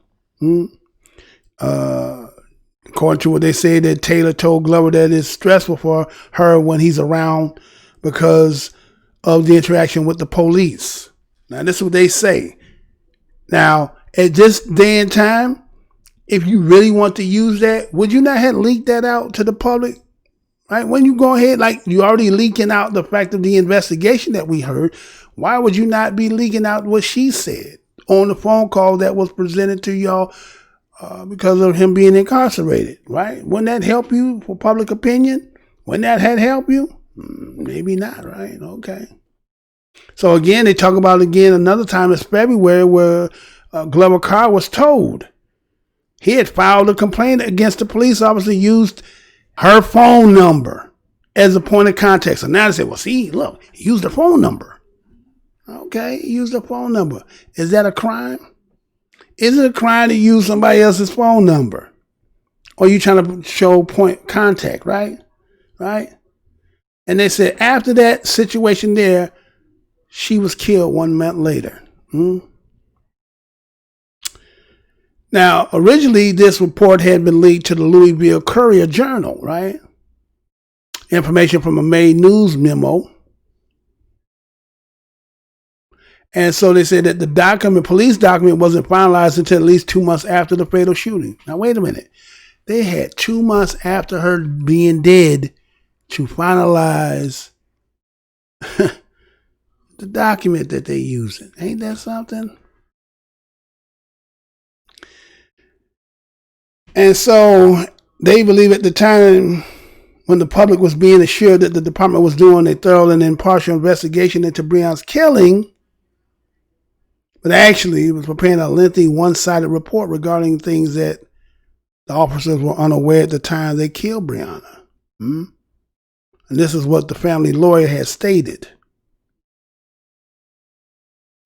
And so what we see that the Louisville Metro Police Department interim chief, Robert Schroeder, he called this leak simply not helpful to the investigation, irrelevant to our goal of attaining justice, peace, and healing for the community, right? So somebody's trying to, again, taint the jury, right? Trying to create, but again, I guess when you trying to, not trying to get yourself locked up, I guess, what measures one will go, right?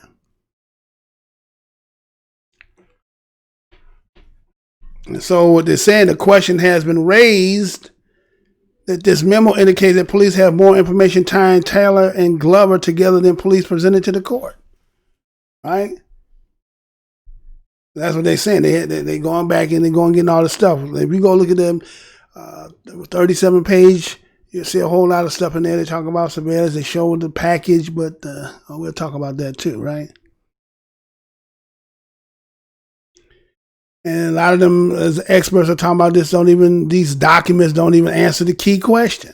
Whether the police announced who they were when they entered the apartment, whether they used force, was the use of force appropriate, whether there was violation of police department policies. None of that is being stated. They're all trying to get Breonna to be dirty, right? And according to these are the questions that are crucial to the investigation. If they don't substantiate that, then you're going to be found guilty, right? They say you need probable cause to get a warrant to get into the house. That doesn't mean you're set, though. Just because you get that don't mean it's set. You still need to execute a warrant properly, they say. You still need to knock and announce and avoid use of excessive force. But you broke all those rules, right? So when they say police practice of knocking on doors and announcing themselves has a long history dating back to English common law. Homes are sacred spaces to give people a measure of dignity, to give everyone a moment to what? Calm down. But when police maintain an element of surprise in certain cases, looking for evidence that might destroy or believe delay could pose risk to safety, they should still announce themselves for their own safety and that of others, right? That's what they should have did. Knocking without announcing is helpful. The leaked memo includes transcripts of jailhouse phone calls between Glover and the mother of his child that took place after Taylor was killed. Now, this is after the fact, right? And so they said that Glover indicated Taylor may have held money for him.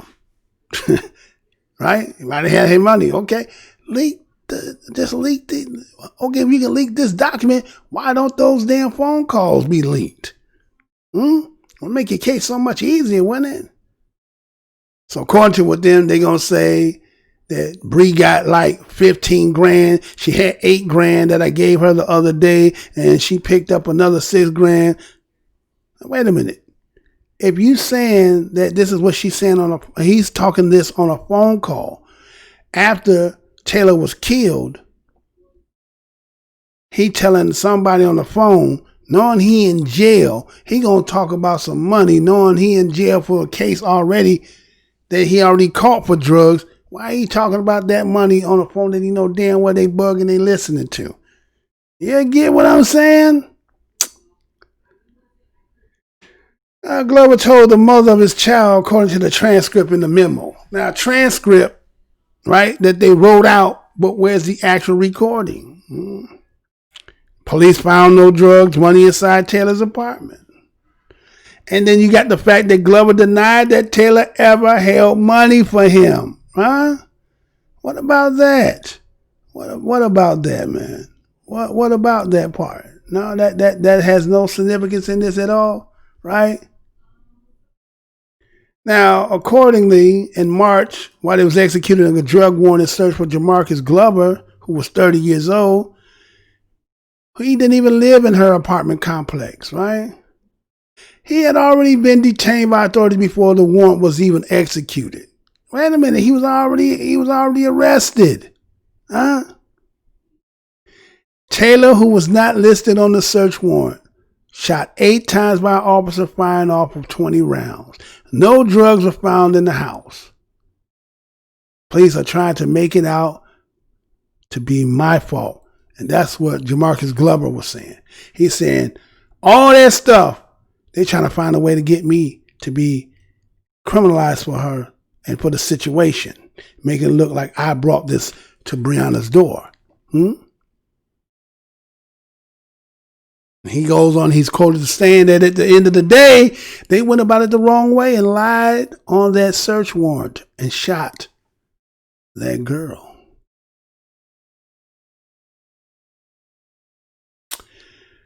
Yeah, man. Now, this is the part that they try to use as well when you go back originally, right? So when you go and read in the article, I think it's in the Courier Journal, it had previously reported on the verified phone calls. And even on the one that she died, where Glover is telling that he had $8K for him and that she had been handling all the money. Now, according to this is what they're saying. This is what some records are saying, they stating. Now, this is coming from the leaked document. So again, putting this out there after the fact of all this, who does this help? And who does this hurt? But you get the horse's mouth, which is Jamarcus Glover. He denies that Taylor had any money for him. He said she was not involved in any drug activity. Okay? Just like you presented that plea bargain for him, that you denied the fact that she was even on it, right? He's been steadfast on his position the whole time, right? So according to what they state, is that the authorities had been investigating Glover prior to Taylor's death and seen packages delivered to her residence addressed to Glover, right? And they showed that they said Glover was seen leaving her house with parcel that took back to an alleged drug house, according to the arrest affidavit. So wait a minute. He taking the package from there and taking it to the drug spot is what they saying, right? But this is what he said. He said, getting shoes and clothes coming through the mail is not illegal. This is what he said. I was just getting shoes and clothes that I had coming there. He used Taylor's address because he said he didn't want personal items stolen at his own home. So he got people that had sticky fingers in his house. Right? Now, it's funny that y'all knew that he was getting drugs coming through that mail. Well, we got to look at that too, right? So what we end up seeing is Glover was rearrested. And 15 hours after his interview with the news outlet, failing to post a $50,000 bail on previous drug and trafficking charge, he admitted that the outlet he would sell drugs to make money for his livelihood. He admitted in an interview that, yeah, he sold drugs. Yeah, I would do that. That's how I make my living. I did it. I admit to that. He said he admits to that. But he said, I'm taking everything to trial. And I'm going to put everything on the line because police are foul, he says. Officers have made every excuse, but none justify murder. You can't justify it when Breonna's innocent.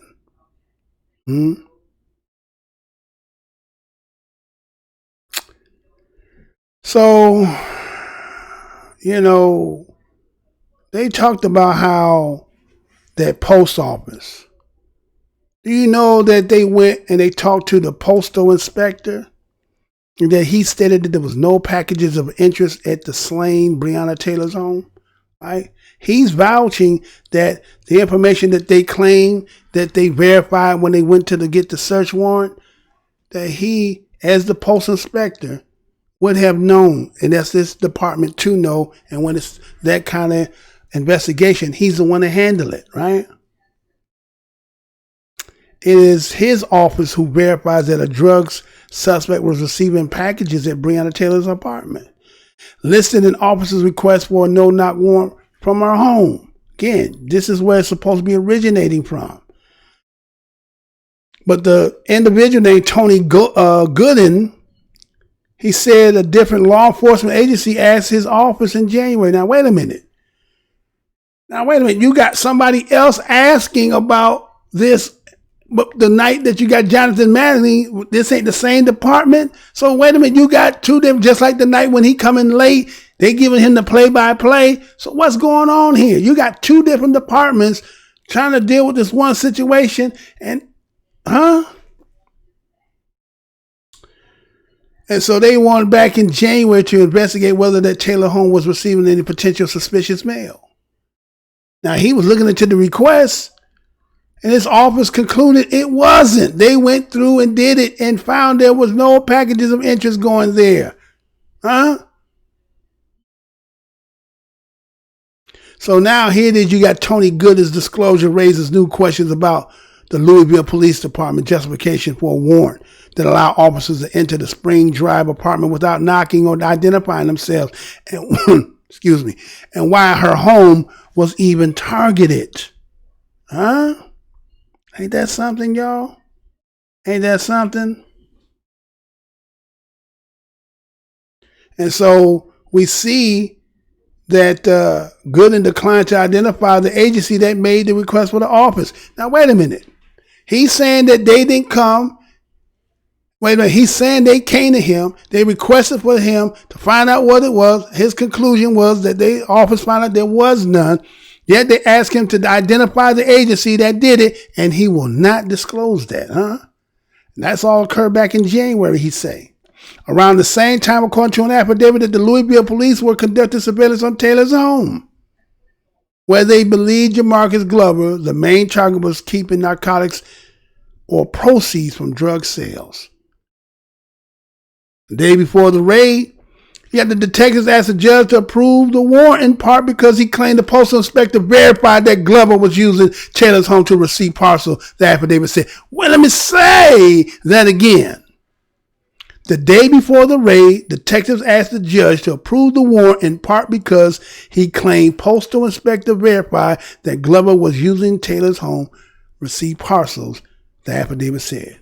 Did they lie? Because the postal inspector said there was none. So how did y'all say it was and he said it wasn't? So they say now it's possible that the Louisville police ask a male inspector from another jurisdiction of the U.S. Postal Inspector Service to help. But this is his office.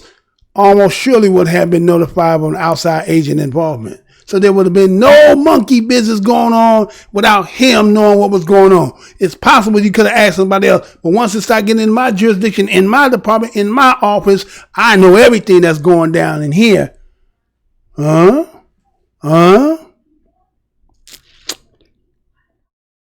So he goes on and talks about if a postal inspector from another agency did review packages at Taylor's department without notifying him, it would be inappropriate. He's out of his jurisdiction. You have to go according to the rules of the game, and the rules of the game is anything within my jurisdiction means that what? I am the one. I'm the one that needs to be seen. Not you, but me, right? Me, not you. Say if they're coming into my area of responsibility, looking into something that is very well may alone be looking into, They should come into my area of responsibility doing anything without notifying me. So police claimed that Glover was using Taylor's address as his home address and when was picking up a package from her apartment on January 16th before driving to a known drug house. You only got one package he picked up? One? Only one? Only one? Only one. Only one? Wow.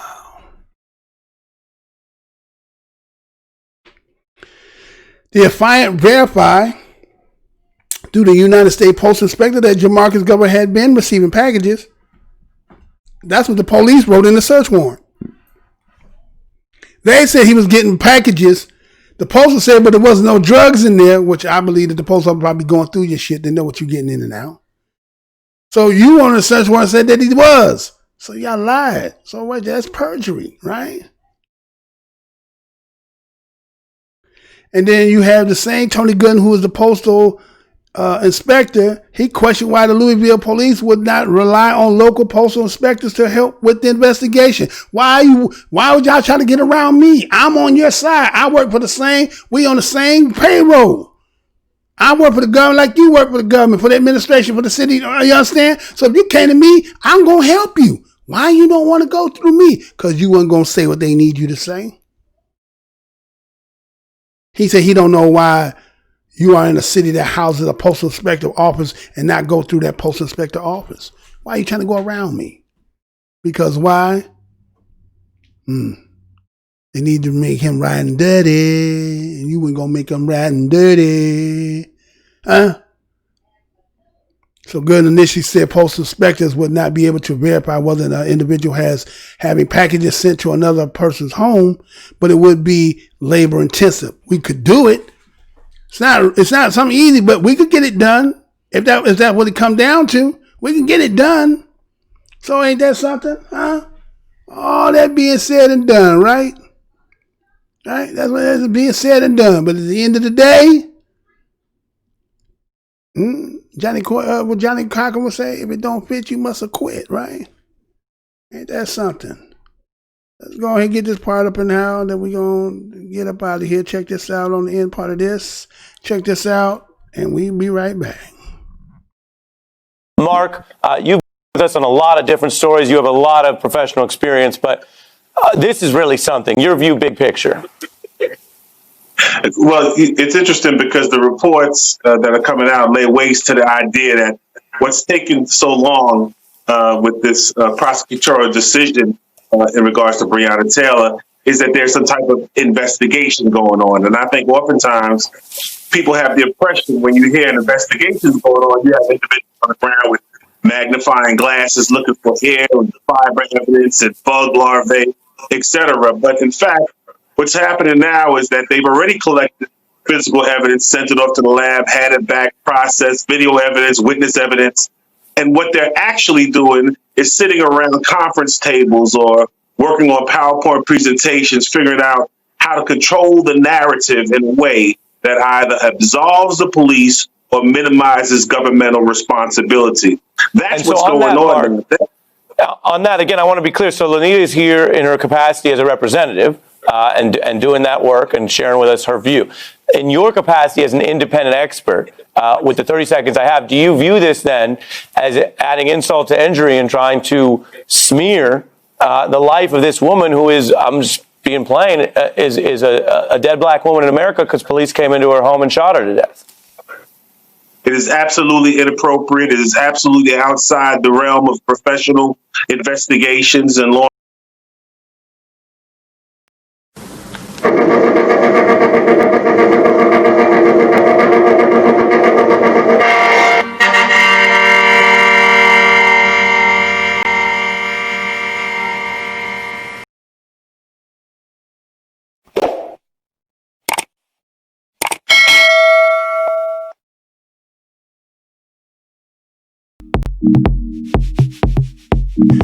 All right, so I want to thank each and every one of you for clicking on the video. Give me your thoughts, how you see it. Did you see anything new? Gave you some more insight to all the information that is out there, because I did not touch this story, but I felt like I had enough information now to go ahead and put it out there and present it. Again, there's the articles and stories that are out there. Anyone you want to go search and look, you can see it for yourself. If you think anything that I said may not have been factual or true, based on the information that I got. And so, again, if you want to help Mr. Blows Your Mind, go over to Black Minds TV. That's BLAKMINDZ TV.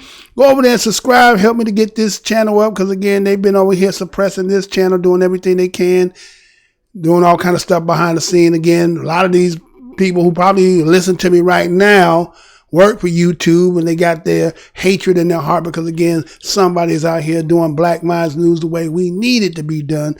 So if you want to help, again, besides subscribe, hit on that, click that bell, share. Those are the things that if you like this production here, again, we've been in the business since 2012, but you can't see that there's no growth is because they have suppressed. You can't put this name of this channel or Mr. Blows Your Mind to the search engine. You will not see it. It will say some I blows your mind, some stuff they done blocked me all out over there. But that's okay. We're still going to keep doing what we do because, again, this is about the love for me and my people. And those who would like to advocate and hear truth, you're all welcome to come over here. So, again, I'm your host, the White Outlaw, Mr. Blows Your Minds. Until the next show, y'all, peace, love. Until the next show, y'all. To the next show.